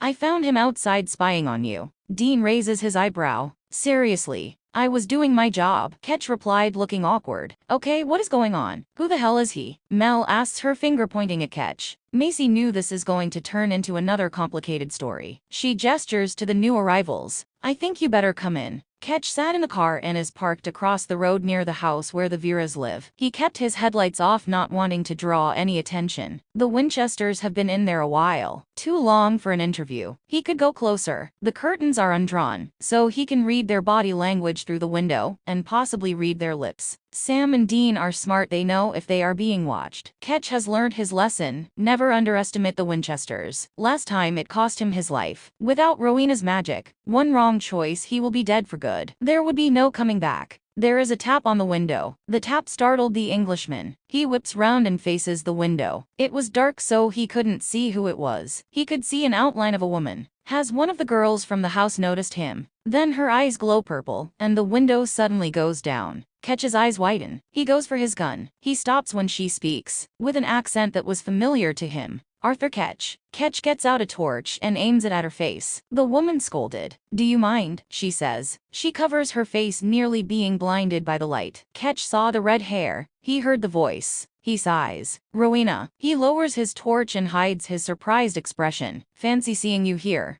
I was going to say the same thing. She leans forward and raises her eyebrow. You spying on the Winchesters? Her face darkens. What you doing, Ketch? I am working with the Winchesters. So am I, she says, not looking convinced by what he just said. He furrowed his eyebrows. The golden sword, the witch hunter. I know why you are here, he says. Rowena smiles. The witch hunter. Rowena cocked her head in a teasing way. I know the story. I know your little victory. Little victory? That's what you call it? Rowena McLeod defeated the legendary witch hunter. That makes me dangerous. You got killed by Lucifer. Rowena flinched at the name, like a knife stabbing her in the gut. Ketch smirks at her reaction. But I still came back. She plastered a fake smile. I know what you want. You are not getting it. That pissed Ketch off. The witch is here. The one he has searched for since he came back. With Michael, his monsters, and the witch hunter, Ketch does feel uneasy. One wrong, he will dead and he will never come back. He needed a recharge. He needed Rowena. He didn't want to sound desperate. He didn't want to beg. That's what she would want to see. Ketch shrugs, pretending to not be bothered. I don't need it anyway. Sure, Rowena smirked. You and Charlie had trouble with angels in the other world. You would have been killed if it wasn't for the Winchesters saving you. You would have been dead as a doornail. Ketch frowns. How do you know? Ketch sighs. Charlie. The two redheads have become good friends. Charlie told me everything about the other world. Rowena says. She talked about you. She definitely took a liking to you. Rowena laughs at his surprised reaction. Not in that way.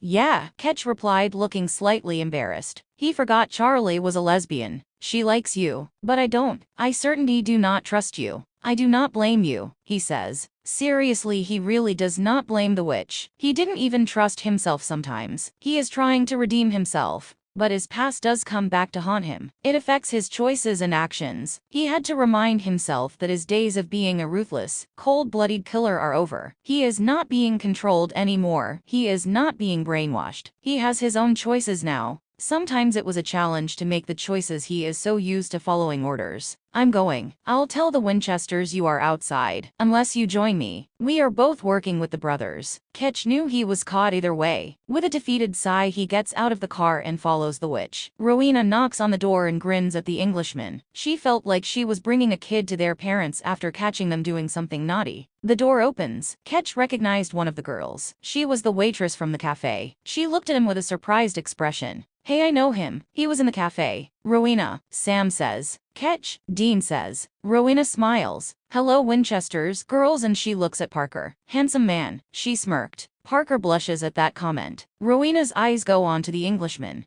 I found him outside spying on you. Dean raises his eyebrow. Seriously? I was doing my job, Ketch replied, looking awkward. Okay, what is going on? Who the hell is he? Mel asks, her finger pointing at Ketch. I think you better come in, Macy says. The new arrivals walk in and the door closes behind them. Eric sits and forms a plan in his head. He needs to kill the Charmed Ones. He wants to kill the Charmed Ones, but the hunters are in his way. Michael said he had plans for the brothers. It did make Eric curious what that plan was. Eric threatened to kill the Winchesters, but he didn't want to. They are human, and it is not Eric's job to kill humans. Eric grips his sword and presses his head against it. He couldn't wait for all this to over. His dreams of being human is so close yet so far. He lost his royal status, but he didn't care. He wanted to blend in and explore the new world. Most of all, he wanted to find love and start a family of his own. Michael is an archangel. He is from heaven. Angels care about humanity. Eric had faith that Michael will grant his wish once all this is over. Then Eric's head snaps up. His purple eyes go wide. A new witch has entered the town. He sensed her magic and pictured it in his mind. Her face appears in his mind. His purple eyes flash with rage. He can remember the day as clear as a bell. The day Rowena and her coven trapped him in his own weapon. Now the redhead is in town. He has her right where he wants her. The need to kill overpowers him. His snarls and raises his sword. The Charmed Ones and Rowena in the same town. This is a big win for the witch hunter. He can kill them all. Eric is ready for a rematch. This time he will win. So Arthur Ketch, right? Mel says. Ketch nods. You have a past with the Winchesters? You could say that. Ketch says. Our relationship, you could say, is up and down, but we are on the same side. We are looking for Eric and the Golden Sword. He looks at the brothers. I thought we were. We were handling it, Dean says. I told you to keep me updated. He gestures to the sisters. They are the Charmed Ones. That is important information you cannot keep from me. If we told you, you will tell your squad. You really do not understand the importance of this mission. Ketch glared. If Eric succeeds, Michael will be one step closer to achieving his ultimate goal. You could be part of his goal. He left, which I still find suspicious. Ketch shakes his head. It makes no sense. I agree. Macy nodded. It is weird. Look, Michael obviously had enough of me and left. That's what happened. Dean waves his hands. That's a good thing. Without his sword, Michael is not at full power. He is still powerful, Ketch says. He destroyed his world without his true vessel. I am sorry, Dean, but I do not like this at all. He can't possess me again. He needs my consent. I have the same uneasy feeling, Maggie says. Ketch gives Maggie a worried look. Maggie felt the worry bounce off everyone, even Rowena. Can we get back to Eric? Dean says. He hates it when everyone turns their attention on him. It took a coven to defeat him, Rowena says. We have the Charmed Ones, which is equal to a coven. The power of 3 must be ready as soon as Eric comes. Otherwise he will weaken the girls and overpower them.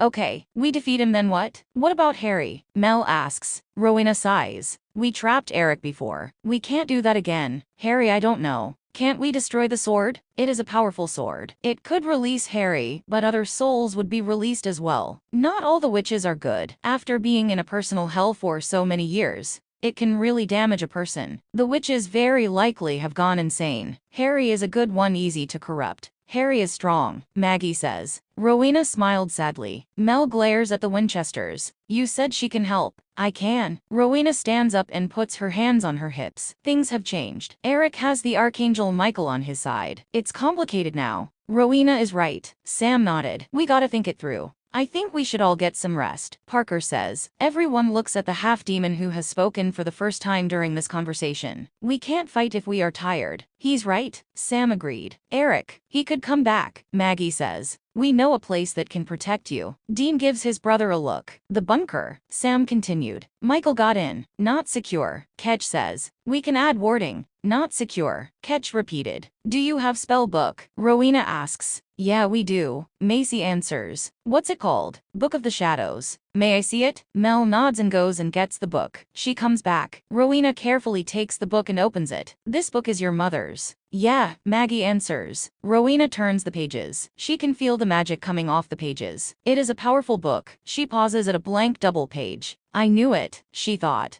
Girls, can you all put your hands on these pages, please? The Charmed Ones place their hands on the pages. Rowena lets go to ensure she does interfere the spell. Repeat after me. Strenuous super nose testis tutela a combination. Strenuous super nose testis tutela a combination. Charmed Ones, then say your names. Charmed Ones. Mel Vera. Mel's eyes glow. Maggie Vera. Maggie's eyes glow. Macy Vaughn. Macy's eyes glow. The book floats in the air. It spins round. Dean grips onto his gun. Rowena raises her hand and gives him the don't even think about it look. Ketch puts his hand on Dean's shoulder. Rowena knows what she is doing, he says. Dean lowers the gun but remains tense. Then the book splits in half. What's happening? Maggie screams. An explosion of light bursts out of the book and swirls round and round. It got bigger and eventually fills up the room. What is this? Mel screams. Go in, Rowena orders. Where does this portal lead to? Parker asks immediately, becoming protective of Maggie. Just go in. Mel goes in first with her sisters following behind. Parker holds on to Maggie's hand as he goes in. Ketch was the next to go in. Rowena eyes his ass as he goes in. A grin forms on her face. Her head snaps up when Dean looks at her. Haven't got all day, boys, Rowena scolded. Sam steps through with Dean alongside him. Rowena is the last to go through. The portal vanishes and the book drops on the ground. The book melts into a puddle and vanishes. Eric appears and stumbles. His eyes are wide and confused. No. He raises his sword and closes his eyes. His mind is blank, he couldn't sense them. No. He clenches his fists and focuses. They are gone. The charmed ones and Rowena are gone. The witch hunter howls with rage and slams his sword in the ground. Cracks form and spread down the street. Eric pulls the sword out, ready for another round. Enough. Eric turns and faces the Archangel.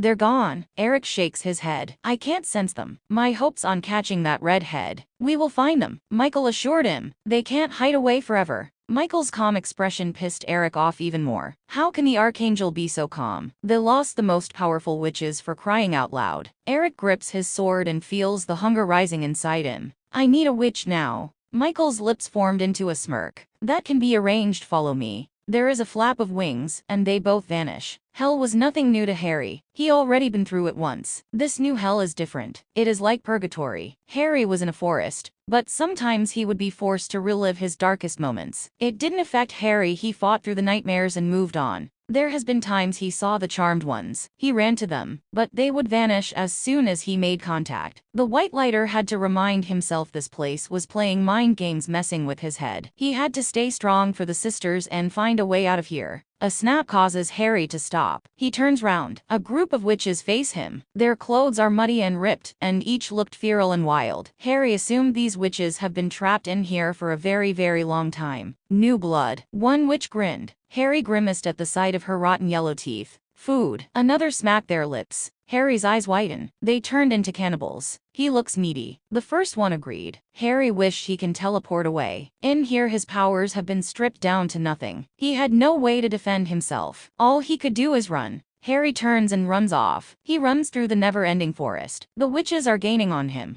Suddenly Harry slips and rolls down a hill. He lands face first in the mud. Harry sits up and spits out the mud. You. He hears footsteps approaching. The White Lighter had idea. He quickly covers himself in mud and lies down. The witches run past. Harry sighs with relief and stands up. He hoped there is a stream nearby where he can wash himself. Harry walks and spots a cabin. He runs to the windows and looks in. It is dark inside. Harry feels something hard pressed against his head. I don't mean no harm. Harry stuttered. Turn around. The voice ordered. Harry turns round. A man looks back at him. He had black hair that fell over his face. His dark brown eyes are intense. His jacket is torn, and he is covered in grit and dirt. He aimed a weapon made of wood that Harry assumed was from the trees. I don't mean no harm, Harry repeats. I don't want to hurt you, eat you, I just want to find a way out. A way out? Harry nods. Yes. How long have you been here? The man asks. Not long, you. There is no such as time in this place. The man huffed. Harry agreed with him on that. What's your name? Harry asks. Yours first. Harry. The man studied the White Lighter for a few moments. Harry looked genuine. He didn't look like one of the crazy ones. The man lowers his weapon, but it remained in his hand. Harry, I'm Patrick. Whoa! Mel is the first to react as everyone steps out of the portal. The room is big, filled with vintage-style furniture, a grandfather clock, dining table and a giant screen that stuck out in this old-fashioned room. What is this place? Maggie asks. A safe space. Rowena answers. It's like witness protection. This room is a shield. No one will find you. How did you know about this? Mel asks. I figured your mother would take safety precautions. You are the charmed ones. Safe spaces tend to be put in spell books. It only works in very powerful spell books. She frowns. The boys are quiet.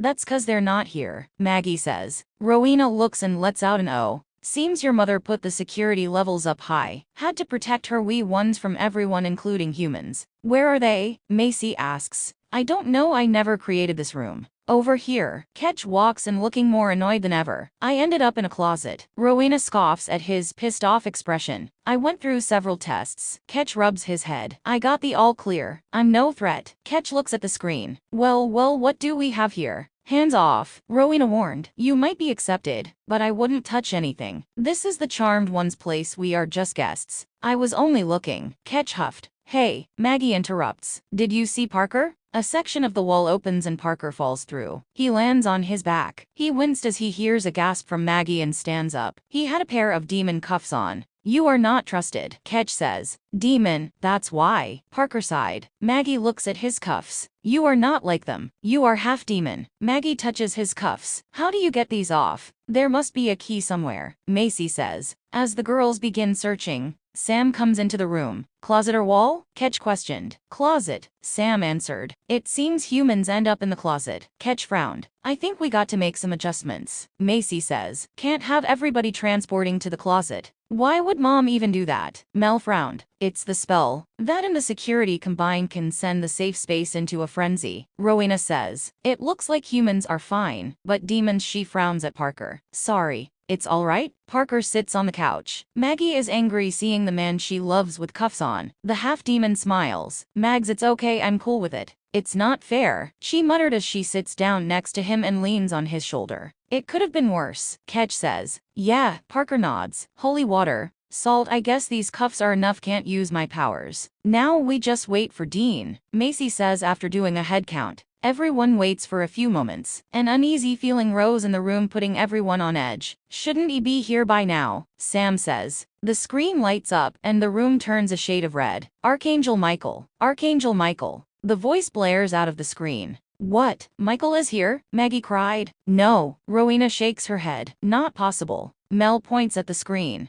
Guys, look. On the screen is Dean on the ground with his hands bind together. The hunter kept trying to stand up, but this tremendous force held him down. I'm not him, Dean yells. Dean, Sam glares at Rowena. What the hell did you do? Nothing, Rowena answered. Dean is human, he is not a threat, Maggie says. He is a hunter, Mel points out. So is Sam. Maggie blinks several times. Is that fire? They look and see Dean surrounded by fire. Holy fire traps an archangel, Sam says. Dean is not an archangel, Maggie says. No, but a bad feeling rose inside Sam. When an angel leaves their vessel, some of their grace gets left behind. The grace has been detected, Ketch continued. They think that's Michael. Michael is the current threat, Rowena says. Safe space would keep tabs on what is happening. It knew about Michael, it prepared itself in case he ever came. That is not Michael, Sam growled. He goes to the keyboard. We gotta stop this. May not be that easy, Samuel. The Charmed Ones are the ones who could possibly undo this. Do something, Sam ordered the girls. Mel waves at the screen. Stop. That didn't work. Maggie presses the delete button, but that did nothing either. I don't know what to do. Did Mom leave any instructions? I don't know, Macy answered. Is there a spell? Rowena couldn't give a response to that. We need Harry, Maggie says. He would know what to do. Harry is gone, remember? Mel snapped at her sister. Sam gets out his gun. I'm looking for my brother. And risk death, Samuel? Sam grits his teeth. We should have chosen the bunker. Maggie stumbles and grabs hold of the table. She heard Dean's screams and cries echoing through her mind. She looks at the screen, but Dean was quiet and his body is still. Oh no. Guys, Maggie says. He's doing it again. Doing what again? Mel says. Michael, Sam says. Maggie nods. He's having another episode of flashback. The holy fire is making it worse. If we don't get him out of there, I don't think he will come out of this nightmare he is experiencing. Maggie swallows. He could die. Harry and Patrick walk side by side, their guard up and immediately on alert. Patrick grips his weapon, and his eyes scan the area. Harry was relieved the man let him live. They both walked in silence for a while. Harry clears his throat. Why did you let me live? Patrick snorted, causing Harry to frown. What's so funny? If I did kill you, you would have come back. You can't die here. You can't? No. How do you know? I already been killed twice so far. First one which got me by surprise, and the second one his lips press into a thin line. Illusion, I fell for it and got killed in a trap. He laughed, but Harry can see the pain in Patrick's eyes as he said it. A group of witches wanted to eat me. Again, Patrick snorted. They can't. It's in game they play chop the witch up, fry them, cook them like food. Then the witches wait for the food to come back to life. He grimaced. It's disgusting. It's the crazy ones that play that. You don't get hungry here or tired. It's sort of like you are dead. But you're not, if you get what I mean. I think so. You did not answer my question. Why did you let me live? Why you letting me tag along with you? You don't know me. Patrick stops and turns round to face the white lighter. I'm a good judge of character. I met many types people in my line of work. I can see you are one of the good ones. What's your work? Harry asks. What type of witch are you? You ask too many questions. Patrick waves his weapon. I'm the one that's armed. Harry stiffened. Patrick shakes his head. Relax, not going to hurt you. It's been a while since I spoke to someone. You been on your own? Pretty much. He leans on the tree. I'm a witch. I am around over 900 years old. I lost count. But you know, who cares? Age doesn't matter to me anymore. I've been alive for so long, the thought of death is impossible to me. You are? Witch lighter. No way. Patrick raises his eyebrow. You work for the elders? Yes. You must be the only white lighter here. That makes me feel so much better, Harry said sarcastically. Patrick laughs a little. Never thought I would meet a white lighter. You guys are like good guys, heaven's witches. Harry just nods at Patrick's rambling. Harry has heard it many times before. Patrick's voice trails off and he looks past Harry. Harry turns round and frowns. What are we looking at? Leah. Patrick choked. Harry looks again. It dawned on him. It's an illusion. Patrick walks past Harry. He reaches out and tears glistened in the corner of his eyes. Leah, he repeated, a smile forming on his face. Harry runs in front of the witch. It's not real. He grabs onto Patrick's shoulders. It's not real. Harry saw a change in a witch. The intense, tough survivor Harry met has changed into a broken, grieving man. Harry assumed this Leah must be a loved one he lost. Patrick shoves Harry to the ground and continues walking. Harry rolls onto his stomach. He thought of Patrick's second death. Illusion ended up being a trap. This could be another one. Patrick. Harry stands up and runs as fast he can. The white lighter held his breath as Patrick stopped. Patrick smiles. I missed you. Patrick steps forward, and suddenly the witch goes up in the air and gets trapped in a net. The image of his sweetheart vanishes in his eyes. The witch swears and kicks the net.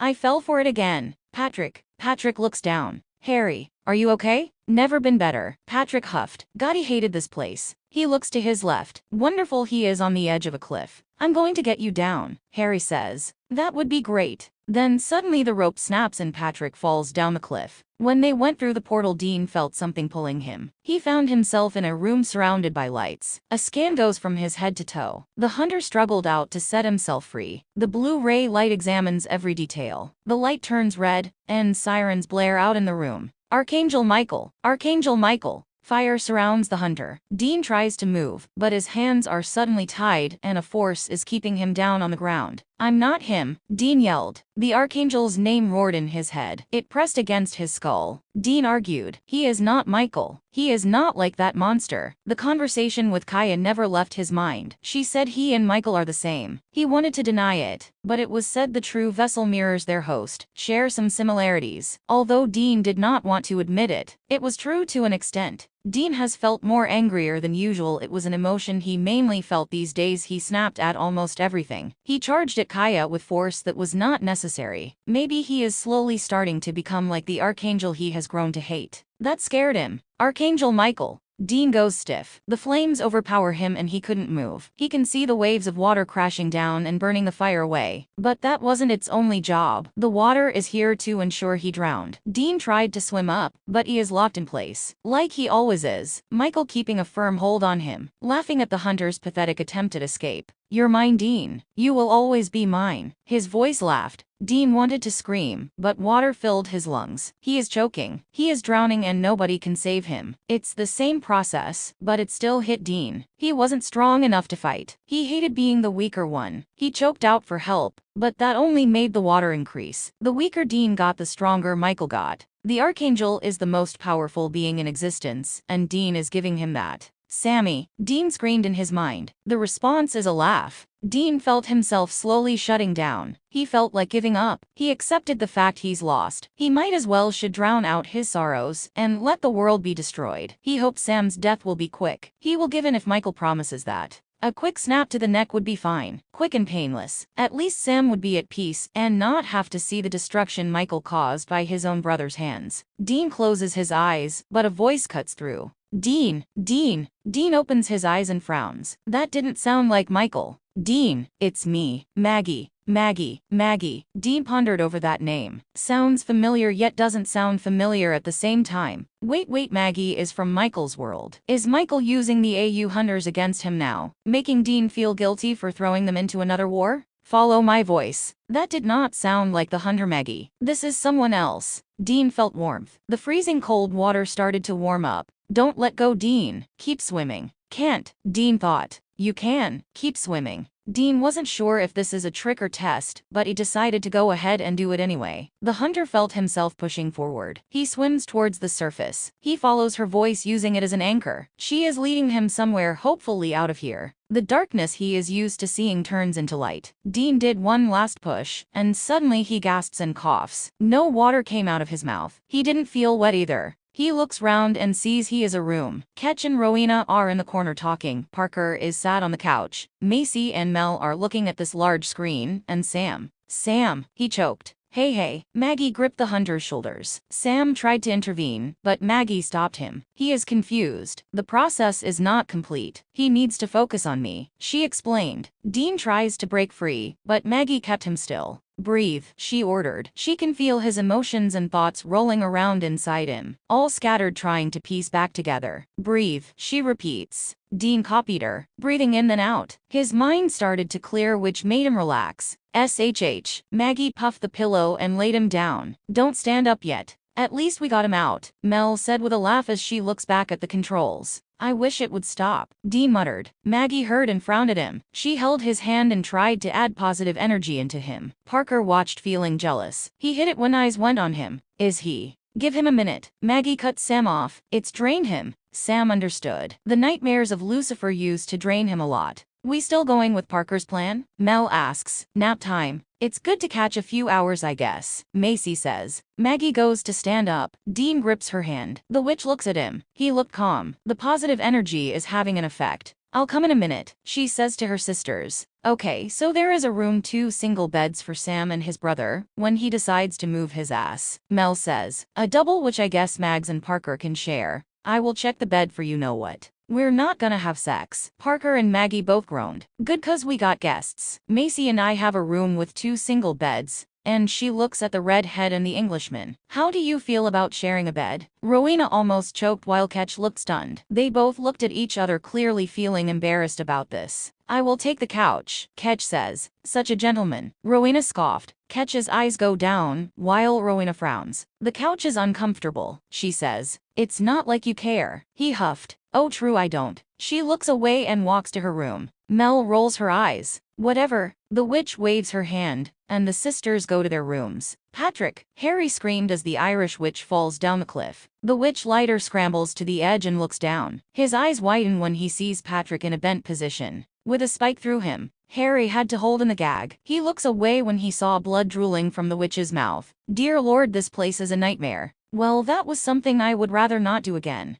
Harry turns and nearly jumps back. Patrick is sat next to him. He still looked dirty and muddy, but the blood is gone. What? Harry looks down. His expression is puzzled. Can't I remember? When you do, you come back. Patrick rubs the area where he got stabbed. I died again. I'm slacking. He stands up. I lost my weapon. Perfect. He waves his arms. I need a walk. He storms through the woods. Harry stands up and follows. After a while, Harry clears his throat and breaks the silence. Who is Leah? Patrick glanced at him. His eyebrows furrow. He looked like he was debating with himself whether to say or not. I understand if you do not want. She was my partner, Patrick interrupted. Love of my life, she died. How? Patrick's expression turns cold. She chose to die, he put bluntly. Harry wanted to ask more, but the look from the witch made him go quiet. He swore Patrick had mood swings. 1 minute he is okay, the next he looked murderous. He did die not long ago. This place can turn anyone into a killer. Patrick may not be a killer yet, but it can't be avoided forever. This place lures you to the dark side. It encourages witches to go insane and murderous. Some kill to distract themselves from the painful flashbacks and hallucinations. They felt they can cope better. The witch lighter hoped Patrick is one of the strong ones. If not, Harry will help as much as he can to prevent the crazy side from coming out.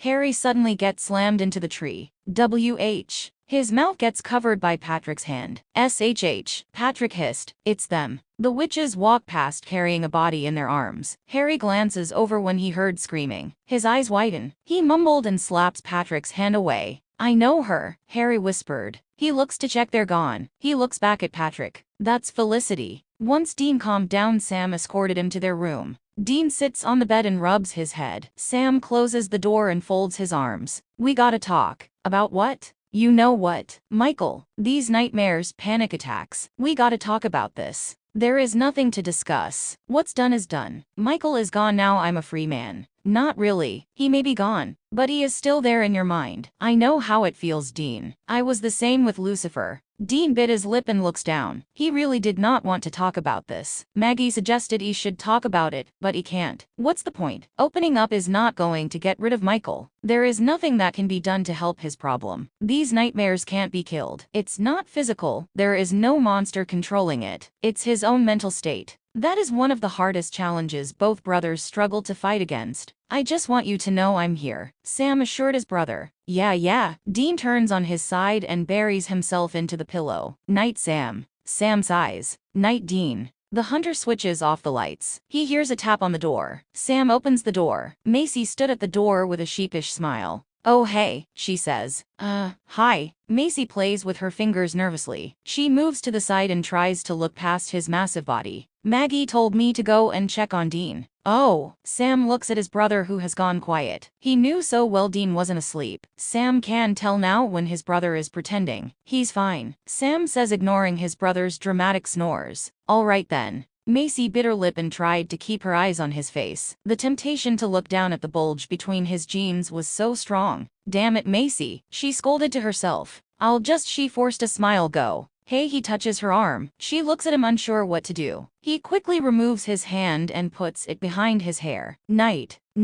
She picks her pace and runs down the hallway. She stumbles into her room and closes the door. Oh my God, she gasped. Mel looks up from her book. You alright? Macy nods. Yeah, I'm just tired. Been a long day. A very long day. She goes on the bed and snaps her eyes shut. You have a thing for the devil? Macy opens her eyes and frowns at her sister. What did you say? Oh, nothing. Mel smirked. Mel turns the light off and lies down. Macy grumbled and turns over. I don't have a thing for Lucifer's prom outfit. She heaves a sigh and closes her eyes. Elsewhere, Maggie puffs the pillows and places them on the bed. Parker sat and stared at her. Maggie felt his eyes on her, and it was starting to make her feel uncomfortable. As an empath, she can feel the negative vibes pressing down on her. It was starting to make her feel sick. Okay. She turns round and folds her arms. What's wrong? Nothing. Can't hide it from me. Empath, remember. I can feel your emotions even if I don't want to. She sits on the bed next to him. Tell me, what's going on? Parker looks away. You and Dean seem close. Close? I saw you with him in the kitchen. You were with him again just now. You both seemed very affectionate. What? Maggie shakes her head. Parker, what the hell? You wanted to know what was wrong. He replied, his voice bitter. Parker, there is nothing going on between us. I was comforting Dean because he had a panic attack. His time with Michael has traumatized him. I fear one of these days he will drown and never make it back out. It's becoming serious. He needs people like me around him to pull him back up to the surface. The kitchen, that was an episode as well. The way he held on to you. I was transferring positive energy onto him. It was helping him. If you were in my shoes, you would understand. I can't believe you would think I would. She moves closer and cups his cheeks. I love you, Parker. Parker lowers his head, feeling ashamed of himself. Sorry, he mumbled. Of course I should, he sighs. I overreacted. Damn right you did. She moves back. Parker winced. He can see the hurt on her face. He bit back a groan when the distance between them expanded. She moves to the edge of the bed and keeps her back to him. Night. Parker frowns and wraps his arms around the pillow. Night. Maggie switches off the light and closes her eyes. The overwhelming feeling of guilt from the half-demon disturbed her. She wanted to leave, but she didn't want to make him feel more guilty than before. Why should she worry about his feelings? He was the one who started it. He was the one who thought she had an interest in another guy. Parker had to be mad. Dean is way older than her. He could be old enough to be her dad. From what she heard from Harry, trouble follows the Winchesters. Maggie wouldn't want to be involved in that. Once the witch hunter and Michael is sorted, the Winchesters will hopefully leave, and things can go back to normal. They're kind of normal anyway. She gasped when she felt Parker's hand brush against hers. Despite the anger she held on to him, she could never stay mad at him for long. The whole jealousy act was just a typical boyfriend trait. They don't like seeing their girls with another guy, especially a really handsome guy. She turns over and she feels movement from below. He moves his arm and wraps it round her and pulls her in. She buries her head into his chest and cherishes the feelings of want and love from him. It relaxed her and overpowered the other feelings she's experienced today. It was nice. She needed that. She hoped tomorrow or the next day or the day after that they will get Harry back. Harry was family. And family always comes first. Felicity. Patrick sighs. Another one bites the dust. Harry scrambles to the bush and focuses on the group of deranged witches who carried Felicity away. I got to save her. Whoa whoa there, knight in shining armor. The Irish witch raises his eyebrow. There is no such thing as save in this place. No one can be saved. Also, it's not like she's going to die. She will come back. The witches have their toy to play with, I say leave them be. That's not who I am, right? Heaven's witch. The problem is you are too good, too innocent. That gets you screwed over easily. I'd protect the witches. They are priority to me. As a white lighter, I would sacrifice myself to save them. Including me? Including you. Patrick eyes him up and down. You sure you haven't died here? I've been to hell and back, this is nothing.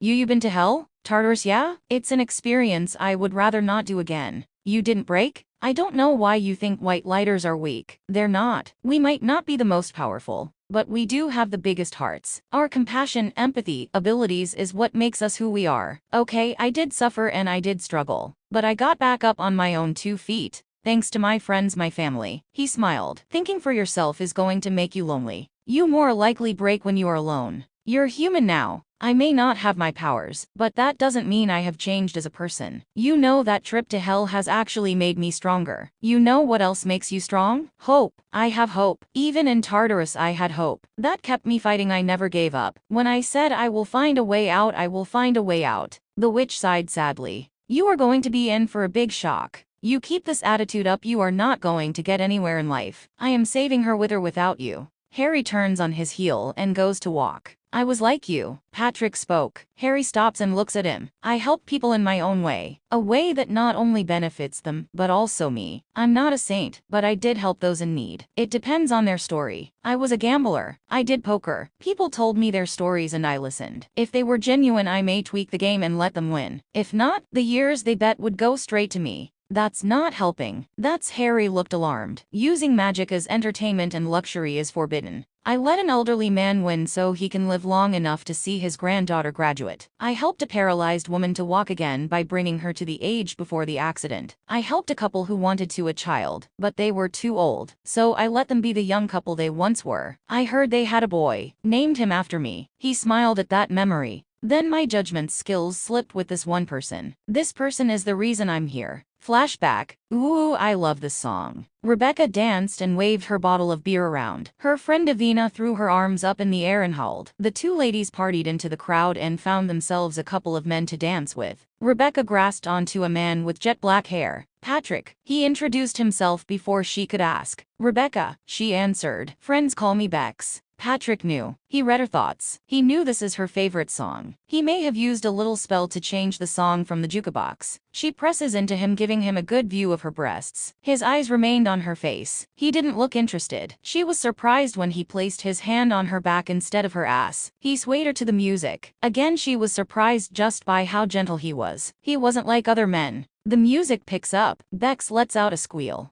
This is the good part. The two of them clap and spin round. Patrick turns. Instead of facing Bex, he is facing another woman. Well, hello. Her eyes flutter, and her dark pink lipstick moved so slowly in a seductive manner. Patrick liked her already. Hi. He pulls her in and lifts her chin with his finger. You are? Felicia, she answered. He eyes her up and down. Very smart for a party. She looks down at her suit. I'm not here to party. He brushes a strand of hair off her face. Why are you here? He asked. Usually he knew the answer, but this time he couldn't. He was blocked. There was a wall he couldn't get past. This should scare him, but actually it only intrigued him even more. She wraps her arms around his neck and leans into his ear. I'm here for the game. Patrick snaps his head towards her. I don't what you are talking ab. SHH. She presses her finger to his lips. I know, she purred. She intertwined her fingers with his. Let's go. He followed her. His guard goes up and he started to get an uneasy feeling. Why would she want to play? She's not that old. She looked young and healthy. The way her eyes gleamed and her lips formed into a smirk made him cautious she was up to something. They both went into a small room with a table and chairs. Felicia sits down with her leg crossing over the other one. She smiled at him. Patrick saw right through the sweet act. He put on his most charming smile and sets up the table. He was going to play along for now. He wasn't afraid he is the one with the power after all. Once everything was in place, he sits down opposite her. You know how to play? He asks. I'm a fast learner, she answered. He starts to shuffle the cards. He plays with them and keeps his eyes on her. You do know this is not normal poker. You don't win money. I know. A friend of mine did this game. She smiled. He nearly died of a heart attack. Her smile widens. He should change his diet. Patrick narrowed his eyes at that comment. He lost?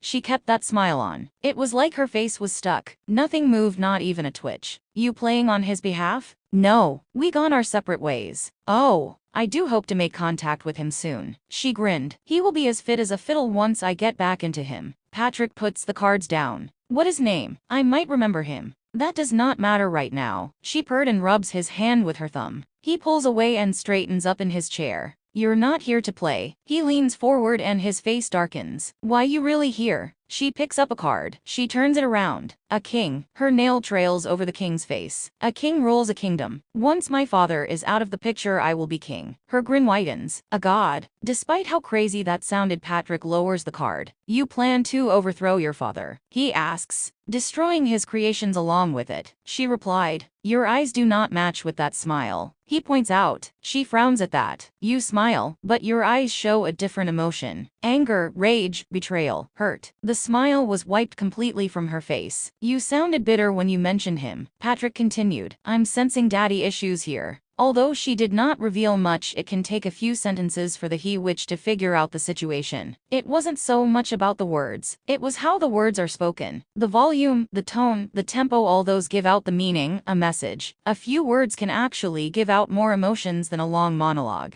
I don't have issues. Felicia sits back and folds her arms. He chose to leave. Your father? Too engrossed in his work to care about his own children. When he got tired, bored, he moves on and creates another world. You mean his world as in a model? Or another family? Felicia bit her lip. Something like that. I followed every command. I was loyal. Then the day came when I fought my brother. I followed my orders and killed my brother. Father didn't even bother to show up. You killed your own brother? Patrick's eyes widen. That was an order? She grimaced at the memory. Father didn't care. He doesn't care about you. He doesn't care about me. She closes her eyes and breathes out a sad sigh. Patrick knew by her face she is remembering something obviously unpleasant. Then she looked stunned. Did she just reveal all that? Patrick just smiled. He encouraged his clients to open up. Then it gave the witch an insight on their character and helped him to decide whether he will tweak the game or not. Then the witch frowns as her words replayed in his mind. He doesn't care about you. Doesn't care about me? I don't know your father. He does. He knows everyone. They do describe him as all-knowing. Then her eyes glow blue. Patrick gasps and nearly goes back in his chair. She smirks and stands up. Then she suddenly slams back in her seat. Patrick had his hand up. Who are you? He growled. Or should I say, what are you? He rose from his chair and kept his hands up. He pinned her hands down to the table and her feet to the ground. There was no fear on her face. Instead, she looked amused and relaxed. It was like she is not putting effort in to fight back. What do you want? She asks. Her eyes sparkle with interest. What do you want, Patrick? What I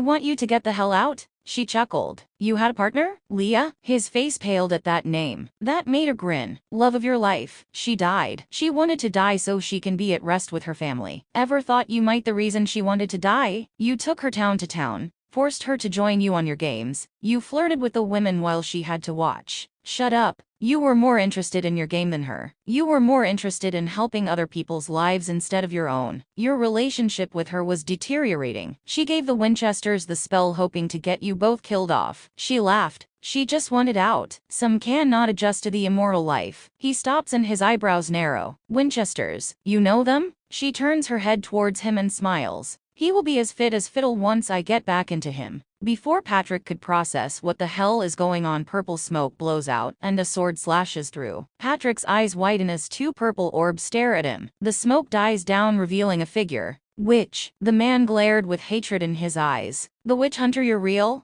Do your part, Eric. I had my fun. Felicia smirked. With pleasure, sir. Eric grinned. Did you just say sir? Patrick frowned. Patrick sees his reflection on the golden sword. It made him froze in fear. He has heard of the stories of the legendary witch hunter. He always dismissed it and insisted that it's nothing but a scary bedtime story. The witch hunter was locked away forever. Well, that didn't last. Patrick looks at his chips. Spells rolled around his mind, but he couldn't focus on one. It was like an invisible force was holding him back. Eric's smirk confirmed it. The former prince had the control here. Felicia, or whatever she was, springs from the chair and pins the Irish witch to the wall. She had her fingers wrapped around his jacket. Her eyes gleamed and her mouth goes wide. I don't need your help. Eric pulls Patrick out of her grip. I hunted enough witches to know how to handle them. May I say the last words? She smiled. Eric had his hand around the witch's throat, and he slams him into the wall. The witch hunter looks and nods at her. Her eyes go on the struggling witch. You say you are a gambler, not a murderer. That's not true. You murdered Leah. Your lifestyle is what killed her. If she went with someone else, another witch, she would still alive. He would have given her the life she deserved. She shows a card with a queen on it. He would have treated her like a queen. Although you helped people, it's not enough to redeem yourself. It will always be the biggest regret in your life. You want forgiveness, but that's never going to happen. You're a killer, Patrick. You killed Leah. Shut up, Patrick yelled. The killer part of you will get stronger when you reach your new home. Eric smirked. You're a killer, Patrick. No, no, no. Then Eric raises his sword and plunges it into Patrick's chest. That's when the room suddenly expanded in size. Rows of trees appeared. Grass formed, and the sky became a dark gray. Patrick held on to his chest and he falls on the ground. The Irish witch gasps and looks round. His eyes widen with horror as he stood up. He knew where he was. He heard of the tales of the golden sword, where the witches go after being caught. He stumbles over to a tree and leans on it to catch his breath. He rarely freaked out. When he is not in control and the game goes sideways, he will freak out. This is one of these moments where the game has gone completely off the board. Worst is he is powerless. Pat, a female voice whispered in his ear. Tears pour down his cheeks when he heard her sweet voice. He turns and lets out a shaky breath. Leah. As he goes to touch her, she vanishes. No. He shakes his head. Come back. I'm right here. He spins round. He sees her by the tree. That same smile on her face. The smile, those lips. He badly wanted to kiss them. He runs, but she dissolves the time he reached her. He crashes into the tree and falls over. Ahhhhh. He cried out in both shock and misery. Her form flickers and appears in front of him again. Her hair fell in front of her eyes. She looked so innocent and young when her hair was down. He clenched his fists, knowing if he touched her she would vanish again. So he collapsed and sobbed into the mud. Felicia's words played in his mind. He felt something go in his hand. He looks and sees a weapon in his hand. He shivered when Leah's hand brushed against his as she placed the weapon in his hand. Your gambling days are over, sweetheart, she purred. It's time to reveal who you really are. I'm not a killer. You're the reason I'm dead. My Leah wouldn't say that. You didn't know your Leah. You had your head in the game far too long. He points the weapon in her face. Get me out of here. I'm not a bad witch. If you want me to give up the game, I will. I'll find other ways to maintain youth that doesn't involve civilians. She shakes her head. No one gets out of here. You're trapped. I'll find a way. You keep telling yourself that, killer. He growls and swipes the weapon across her ghostly form. He stands up and looks round. He picks a random direction and begins running. He was not going to stop until he found a way out. There had to be a way out. There had to be. There is no way out. Patrick finished. Harry stared at him. His face becomes alarmed. Dear God, that's not good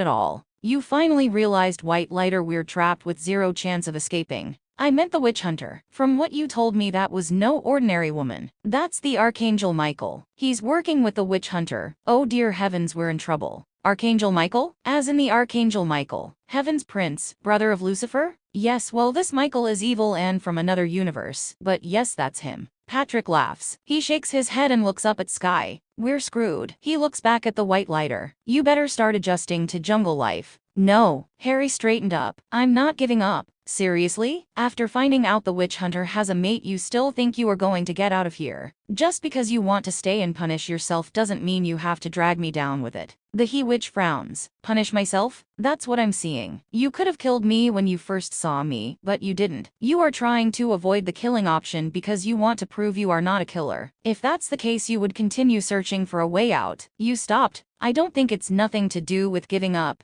Deep down you blame yourself for Leah's death. You are giving in and letting yourself be punished. I say you got to snap the hell out of it. Harry looks at that hopeless expression and the guilt that was eating up the Irish witch. You've been punished long enough. Patrick blows out a shaky breath and turns his back on the white lighter. Save her. The girl. I'm not coming. Harry eyes the witch's tense posture. He sighs and nods. Okay, if I find a way out, I will look for you, that's a promise. Don't find me. Just go, please. Harry let out a defeated sigh. He turns away and goes to walk. Suddenly a man jumps down in front of him and knocks him out. Patrick froze when he heard Harry scream. Before he could react, a woman swings from the trees and knocks the Irish witch to the ground. Patrick groans and looks up. A woman towered over him with a crazy wild-like grin. He saw her pick up a branch. Oh no no no. She swings the branch and knocks him out. Patrick's world went black. Harry's world abruptly goes from dark to light. His head is spinning, and his body ached. He felt he has gone through a few rounds in a boxing ring. The white lighter groans and raises his hands. But he couldn't move his hands. The fog cleared in Harry's mind and he looks down. His hands are restrained, tied to a chair. The white lighter started to panic and pulls, hoping for the rope to break. Don't bother. Harry looks and sees Patrick opposite him. The Irish witch was also tied to a chair. But he didn't freak out like the white lighter. Instead, he looked pissed. You got what you want. Patrick's eyes go around the small room. Felicity. She's here. The mission to save Felicity returned to Harry's mind. The thought of it calmed him down. Yes, he is captured and he hates to think what's going to happen next. But Felicity is nearby, so if he can get out of this, he can rescue her. I'll drag Patrick out of the building if I have to, he thought. The door swings open and a man walks in. Harry remembered him. He is the guy who jumped him back in the forest. Look who is awake, the man purred. Harry forced a smile. Yeah, afternoon nap over. Is it dinner yet? Patrick closes his eyes and shakes his head. The man grins and licks his lips. I believe so. With you as the meal. Harry paled at the thought. He then remembered that these witches are cannibals, and have gained a weird obsession on seeing their enemies as food. He remembered the Irish witch saying it's a game they play. In this type of hell, Harry knew being used to feed on is impossible because they can't die here. Harry shuddered at the thought. He didn't want to imagine what goes through their minds. The man sits himself down on Harry's lap and roams his eyes over the white lighter's body. You are gorgeous, he purred. I might ask Rosie if I can keep you. I rarely get male company. Harry let out a yelp when the man took hold of his private part. Listen, May, you can call me May. May, you are invading my personal space. Harry laughed nervously. May's eyes snap up. He studies the white lighter. He then laughs. I do like nervous ones, they excite me. They have an energy about them that I just can't resist. Harry held his breath when May's lips are inches away from his. He then stops and pulls himself away. Rosie first, then kisses and cuddles afterwards. May climbs himself off and skips to the door. Be right back, honey. He goes through the door and closes it behind him. Harry sat with a stunned expression. He then sighs. Well, I certainly didn't expect that. Patrick snorted. Wait until you met Rosemary. Rosie. She's just as sick. Is she their leader? She rules the whole damn place. He laughed bitterly. You didn't think I had the right to know. Patrick lowers his head. Harry leans forward. What haven't you been telling me? Patrick looks up again. I'm hunted. Hunted. The first time I was killed, I said a witch got me by surprise. I lied. They killed me because I fought back. They were going to take me to Rosemary, and he sighs. I was the only male witch here. May looks like one, but on the inside he is a girl. I suppose he did come across as quite feminine. So I was what they would say the only macho male witch. The witch hunter only got female witches. The population of male witches is low. So I guess the witch hunter couldn't find any. When the witches heard about me, they wanted to find me. To them I was like an alien from a different planet or a rare artifact. Rosemary was so determined to have me. I knew I was a ladies' man, but this was too much. So I fought back and the witch, I think she was called Ella, killed me. Luckily when I came back I got away. Since then they've been hunting me. Now you're here, well they got two for the price of one. They have two men to play with. That's why you didn't want to come. Yet you let me go. Even if I did tell you, you would still want to rescue the girl, right? The he witch had a point. Harry wouldn't give up even if he had a bounty on his head. Wait, Harry frowned. Play with? Pleasure. Patrick smiles. It's their way of showing dominance. We have to submit. Also, it's a way to kill time. Sex can kill a lot of time. Sex is rare here due to the lack of men. May has already expressed interest. Harry sighs. Wonderful. Felicity is probably getting the slice and dice. Patrick gritted his teeth. So really your rescue plan made everything 10 times worse.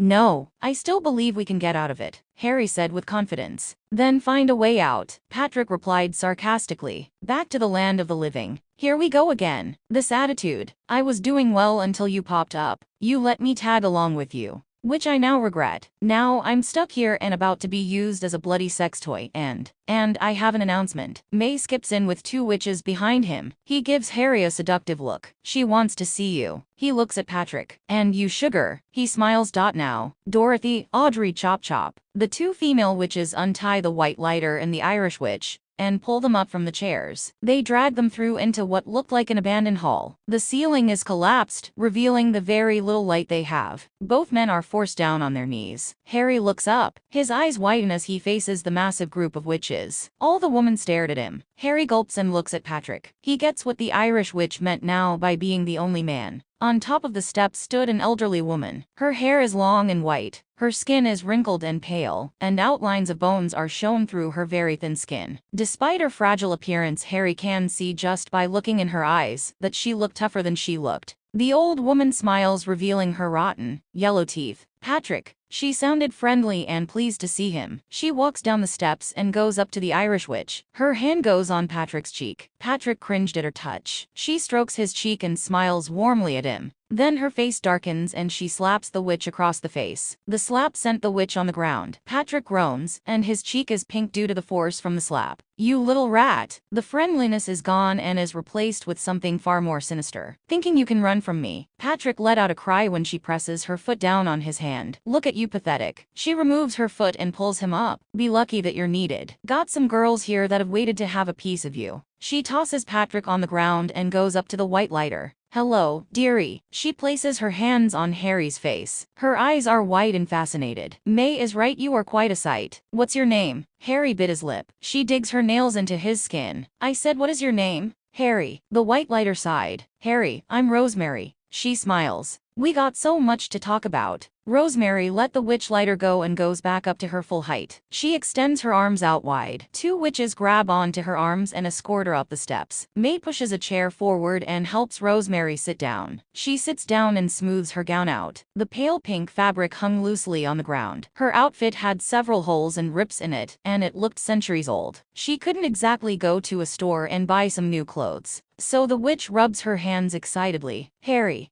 I already know how things work round here, Harry interrupted. You ladies want male company. Me and Patrick are the only available men on the market. You've been hunting us down like dogs, and now you finally got what you want. Sorry to disappoint you, but you are not getting anything out of me. You can beat me, torture me, I will never submit to you or to anyone. He smiles. If you let me go, I will be on my merry way. You will never me see again. Rosemary stared at him. Her face is blank. She then chuckles. It then turned into laughter. The witch laughs and bangs the chair with her fist. Right on the cue, the other witches start laughing. It wasn't the type of laughter that brought warmth and happiness. This is the type of laughter that is cold and sinister. It made Harry feel uncomfortable, but he made sure he maintained a stoic expression. Rosemary waves her hand, and the laughter dies down. Darling, you are so naive. She grinned down at him. You are worth so much more than that. Is it the accent? Does being British add a few more points to my looks? He tried to joke. Patrick was glaring at him now. Harry didn't care. He has already been to hell and back. He has been attacked and kidnapped many times in the past. All this is nothing compared to what he went through. Honestly, Harry was getting rather bored of this game. There is nothing exciting about being kidnapped anymore. He didn't like being kidnapped, hell no. But after going through it so many times, it's become predictable. Patrick can complain and moan all he likes. Harry is confident he is going to get out of here. He doesn't have an escape plan in mind. He will think of something. Right now he had to go through the stage of why his kidnapper was so interested in him,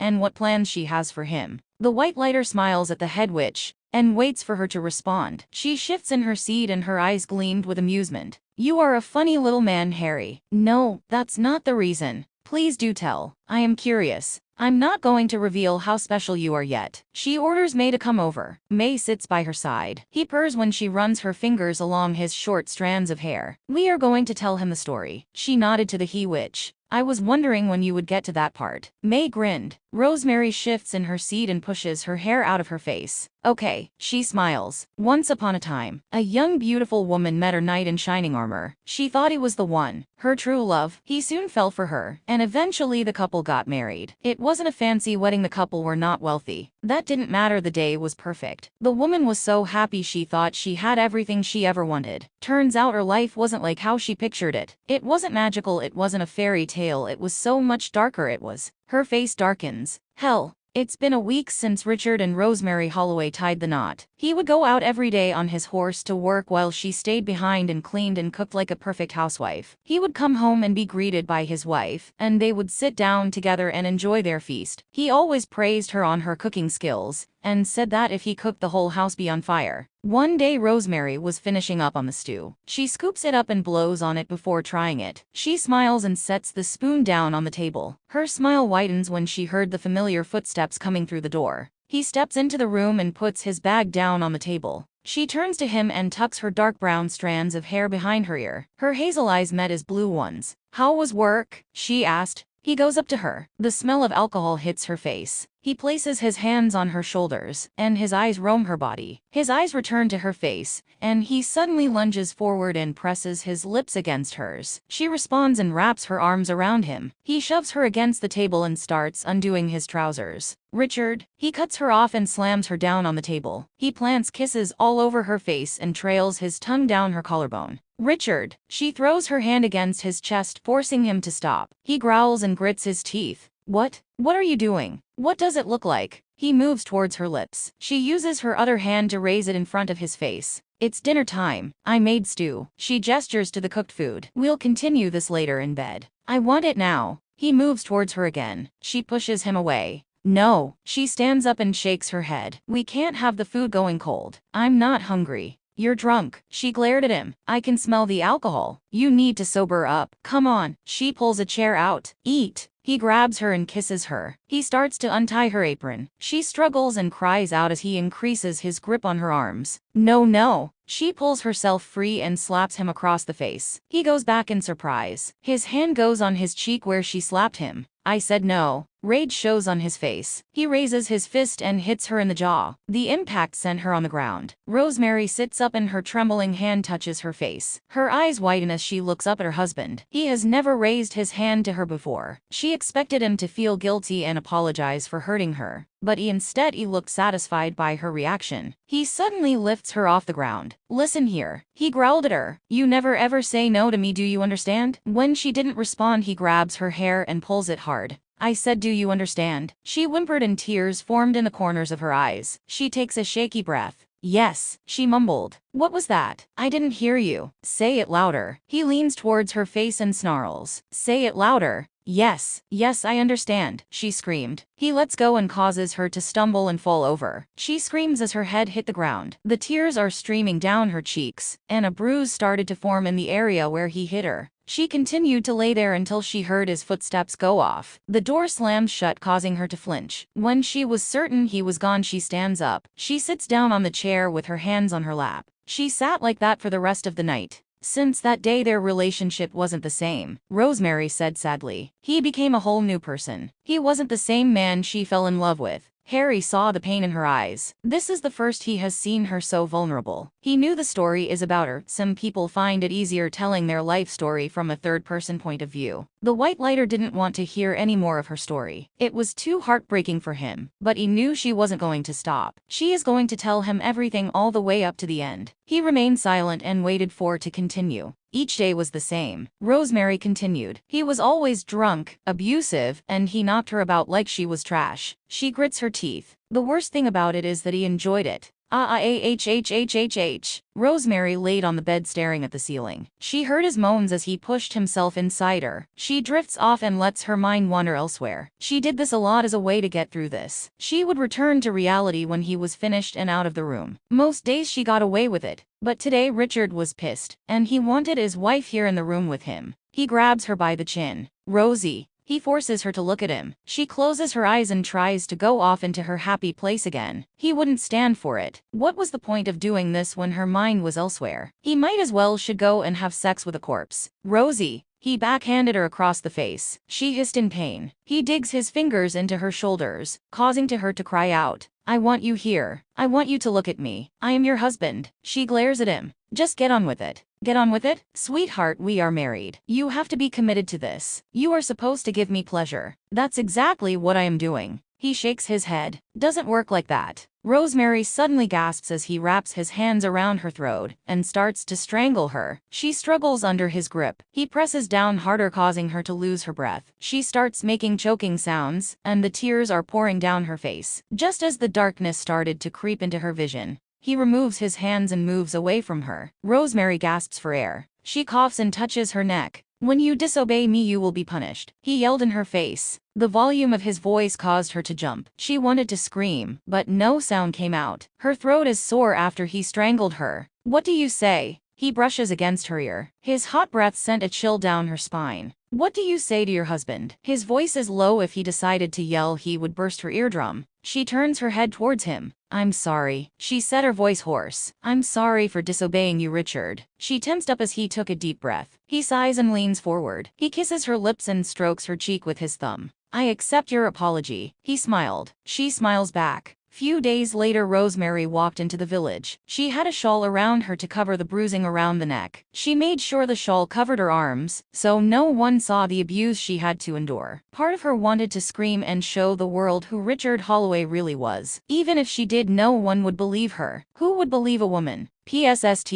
Rosemary looks round wondering who said that. PSST. Rosemary turns and spots a woman. Rosemary frowns and points to herself as to say, are you talking to me? The woman gestures to her to follow. The woman turns a corner and runs off. Rosemary drops her basket and runs after the woman. When she turned the corner, she felt someone grab her arm. Rosemary screams and tries to break free. Stop! A voice hissed in her ear. Rosemary stops and sees the woman. The woman had her hand on Rosemary's arm. She brings her finger to her mouth, ordering Rosemary to be quiet. The woman lets go and steps back. Rosemary glares at her. Who are you? Call me Laurel. The woman answered. She then smiles. I already know who you are, Rosemary Holloway. How do you know my name? I've been watching you. I sensed your pain. My pain? Laurel removes the shawl. Rosemary quickly wraps her arms around herself. Laurel trails her fingers along Rosemary's arms and frowns at the bruises. She touches Rosemary's neck. Rosemary winced and blinks back the tears that threatened to form. You do not deserve this. Laurel holds Rosemary's hands. You could make this all go away. I don't understand. Laurel opens her bag and lifts a book out. Here. She places the book in Rosemary's hands. Read it. Rosemary looks at the cover. Her eyes widen when she read the title of the book. Witchcraft. She looks at the other woman. You're a witch? A good witch. I help those in need. You are special, Rosemary. You have the potential. You could be a really powerful witch. I can feel it in my bones. And be killed. She shoves the book in the witch's hands. No, I don't want your help. Stay away from me. She picks up her shawl and wraps it around herself. Laurel steps forward and places her hand on the other woman's shoulder. Please give it a read. Laurel slips the book back in the bag and gives it Rosemary. Give it a chance. Rosemary sighs. Fine. She pulls the bag over her shoulder and walks away. The book was put under the bed. She didn't want to touch it. She didn't want to read it. Witchcraft. It had a bad reputation. You are aware what they did to witches back then. The history classes were rather interesting. Harry replied with a nod. Of course you had your benefits. Her eyes go on the Irish witch. Nobody believed men could be witches. They thought witches are women. She smirked. That's how you managed to stay off the radar for so long. I knew how to cover my tracks. Patrick smirks. I didn't make a scene. I didn't draw attention to myself. Unlike you. Patrick's head snaps to the side by the impact of the slap. Rosemary was off the chair and in front of the he-witch within seconds. Don't act like you know me. You don't know me. You had an abusive past. You want us to feel sorry for you. He looks at the white lighter. She does this to everyone. It's her way of recruiting people. She's manipulating you. She's making herself the victim. Don't listen to him. He is the bad guy here. She glares at the Irish witch. You should never trust a gambler, especially one who killed his lover. What was her name? Leah, right? When Patrick grits his teeth, she chuckles. I do have eyes and ears out there. I saw the burden you carried on your shoulders. The guilt. Don't get me started on you talking to yourself most of the time since you arrived in this hellhole. More like talking to the illusions of her Leah. She trails her fingers along Patrick's face while keeping her other hand on Harry's shoulder. You say we are the crazy ones. She looks deep into Patrick's eyes. Darling, you lost the plot ages ago. Patrick growls, and suddenly he headbutts the older witch. Rosemary stumbles back. She clutches her head. The look of surprise spreads across her face. Patrick looks at her with rage in his eyes. He wanted to do more, so much more. He wanted to make her suffer. But he had no chance of winning this fight.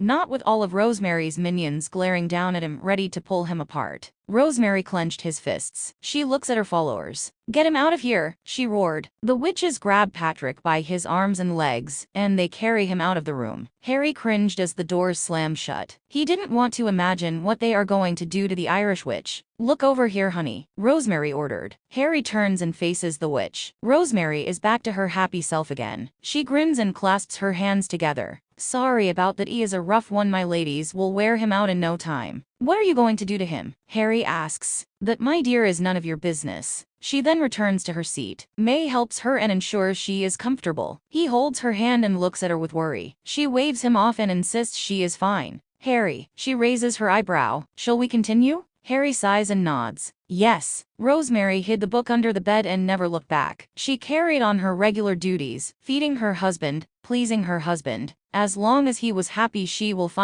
be safe. So she kept telling herself. The temptation to look at the book played at the back of her mind. She felt drawn to the book. She felt a connection she couldn't explain. She would scowl at herself and blame the witchcraft that is coming from the book. The book is affecting her thoughts, encouraging her to commit sinful acts. She kept telling herself she will get rid of the book, but part of her couldn't. She hated the thought of the book being away from her. After a while of conflict and internal debate, Rosemary finally gave in to the temptation and decided to read the book. She carefully removes the book from under the bed and gently places it on her lap. She slowly turns the pages. She takes in every word and cherishes her picture. Her finger trails along the drawings. Her eyes are wide and full of fascination. She was so engrossed into the book she didn't hear the door opening, followed by her husband's voice. Rosemary. He steps into the room and frowns at her. What are you doing? Rosemary jumps. Startled by his voice, she quickly snaps the book shut and hides it behind the pillow. Fortunately, Richard is drunk, so he didn't notice the book she was reading just now.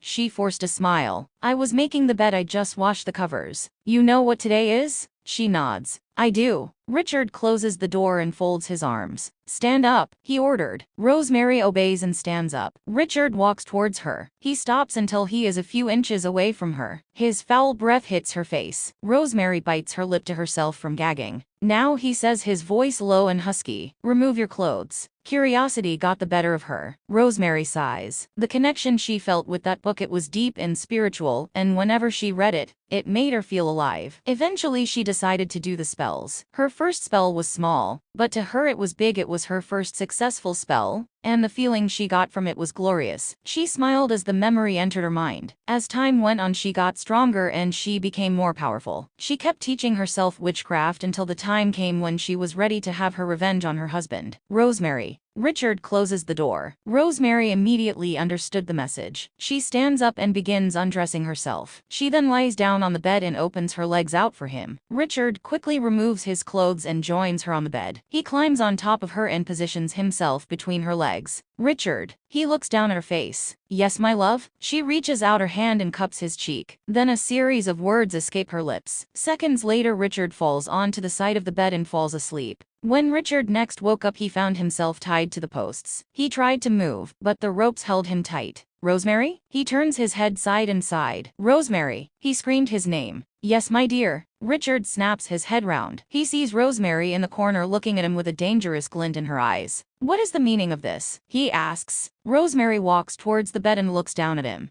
I have waited so long for this, she says. Rosemary. He glares at her. Release me now. No. As soon as Rosemary said that word, she felt a rush of adrenaline surge through her. She hasn't been able to say no to her husband for a long time. Saying it now felt so good, it gave her the control she so desperately craved. Excuse me? Her husband looked shocked by her response. Then his shock turns into rage. You know what happens when you disobey me. No. Rosemary said it again, louder this time. No, no, no. Her husband grew more angry by the second. "Quiet, you whore," he yelled her. "Stop this madness and release me. I am your husband." "Not anymore." Rosemary's eyes darken. "I am tired of this. I am tired of being treated like a slave. I am a woman. I am my own person. Nobody, not even you, can own me." "You are crazy." He shakes his head. "Who has filled your head with these thoughts? They are my own. As I said, nobody owns me. Nobody can tell me what to do. It is over. I will now make my own choices." First, she climbs on top of the bed. She sits on his chest and smirks at him. "I now must let you go, my dear husband." "What does that mean?" A evil grin spreads across her face. "You are finally going to get what you deserve." Then she raises her hands and begins to chant. Screams and cries spilled from Richard's lips as Rosemary tortured him to death. When he took his last breath when he died, Rosemary takes a deep breath. She realized at that moment she was finally free. Oh, she shakes her head. It was the best feeling. She couldn't get enough of it. She decided she wanted to make more men like him suffer. So that's what she did. She went on a journey and saved the women from men who abused and mistreated them.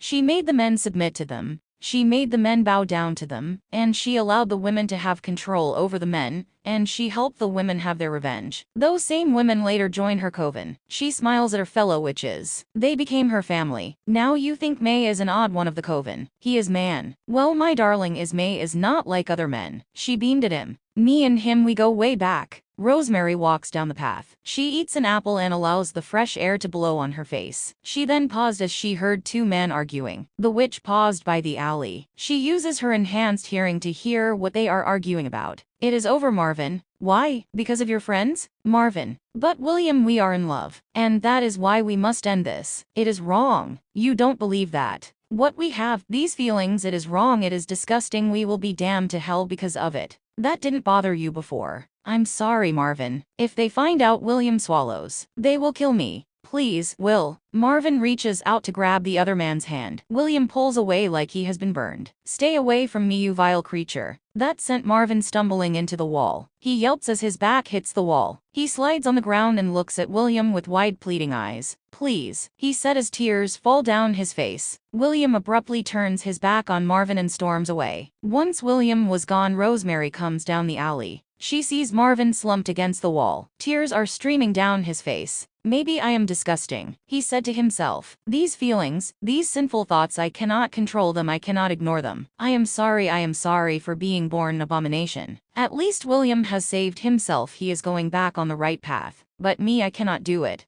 I am weak, too weak. I am not a man. I am a failure." He puts his head in his hands and cried harder. This man intrigued Rosemary. What he just said fascinated her. A man in love with another man. The concept sounded so strange to Rosemary, yet she didn't fear it. Instead, she wanted to learn more about him. Rosemary steps forward and places her hand on his shoulder. "You are not a failure." Marvin jumps by the contact. He quickly looks up at her. "You heard all that?" he said, his voice full of fear. "Every word." She nods at him. "Please don't tell them." Marvin is on his knees with his hands clasped. "I beg you, please don't tell them. They will kill me, and they will kill William." Rosemary was shocked by his outburst. She expected dominance and control from him, but this man is the complete opposite to that. That's when Rosemary realized Marvin is just like her, someone who doesn't belong, someone who is controlled and mistreated by others. Men she knew would never accept men like Marvin. He is a disgrace in their eyes, and an outsider that needed to be exterminated. William has fallen back into the group with the vile, controlling men. Rosemary hated men with passion. But something told her Marvin is different, and Marvin is more like the women than the men. He is another poor soul that needed saving. If there are more men like him, Rosemary thought, maybe I should recruit them to my coven. Embrace the changes in evolution rather than fear it. Unleash the changes onto the world and make those vile, horrible beings see what the world is turning into it, and blast their outdated attitudes into oblivion. She smiled at that. She liked the sound of that. "Marvin, correct?" He nods at her. She squats down so she is eye level with him. "You are not a failure," she repeated from earlier. "You are a miracle. You are beautiful just the way you are." What?" he said with disbelief. She cups his cheeks with her hands. She brushes the tears away with her thumbs. "My name is Rosemary and I have an offer for you." She explained about witches and the coven. She told him about the world she was building for her people. Things that were considered a sin, she wanted to embrace them and celebrate them. She demanded for change, and she was going to get change. "To be more like us, we changed Marvin's name to May." She grins at May. May is the month he was born. It has sounded so right. May nods. I thank dear Rosie every day for believing in me. Sweetie, I am just doing my job saving those in need. May kisses her cheek. Rosemary strokes his short locks and gently moves him to go and stand with the others. I'm taking that didn't go well. Harry shakes his head. Your mission changed the world. I guess you didn't get far because, well, he nods to the room. You are here and not out there. The witch hunter. Rosemary snarled. That abomination. She clenched her fists.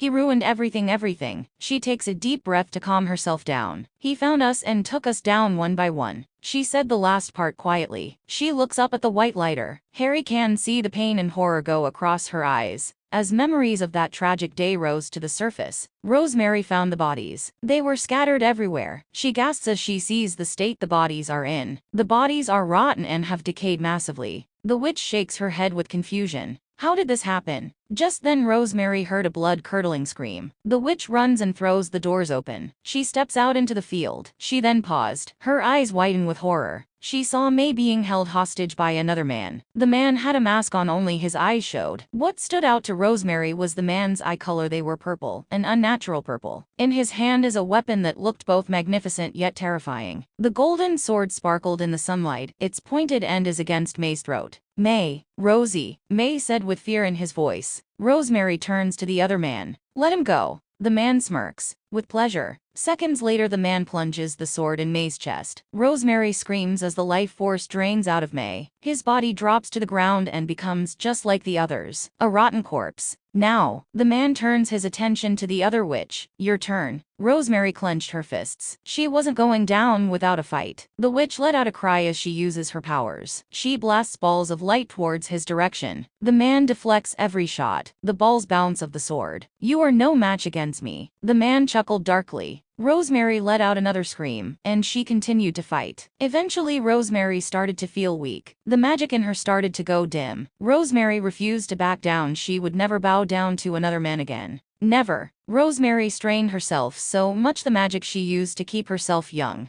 started to burn away. The wrinkles appears on her skin, and her hair turns white. Her legs tremble under the pressure. Not being able to hold on anymore, Rosemary falls and lands on her back. The man the hunter walks slowly towards her fallen form. He towers over her. Ugly just like your magic. Disgusting. Rosemary lifts her head. Her eyes are blazing with fury and rage. I will kill you. No. He shakes his head. You won't. He places his boot on her chest. He grins when she starts coughing and wheezing. Eric, remember that name? Why? Because he is the man who is about to send you to hell. Eric raises the sword. He then sends the sword straight through her chest into her heart. We were all reunited eventually. Rosemary nods. We found our way to each other. When we realized there was no way out, we decided to make a life here. We took control and ruled this land like it was our own. Anyone who tries to fight us, they suffer the consequences, deadly consequences. But she raises her finger. The circumstances have now changed. That's where you come along, Harry. You see, a little birdie told me that a very special witch has arrived, a white lighter, the Heaven's Witch. She grins at him. I believe that is you. Do you want to know why you are so special? And why you are very important to us? Why? Because I believe. She leans forward in her seat. I believe you are the key to getting us out of here. The end.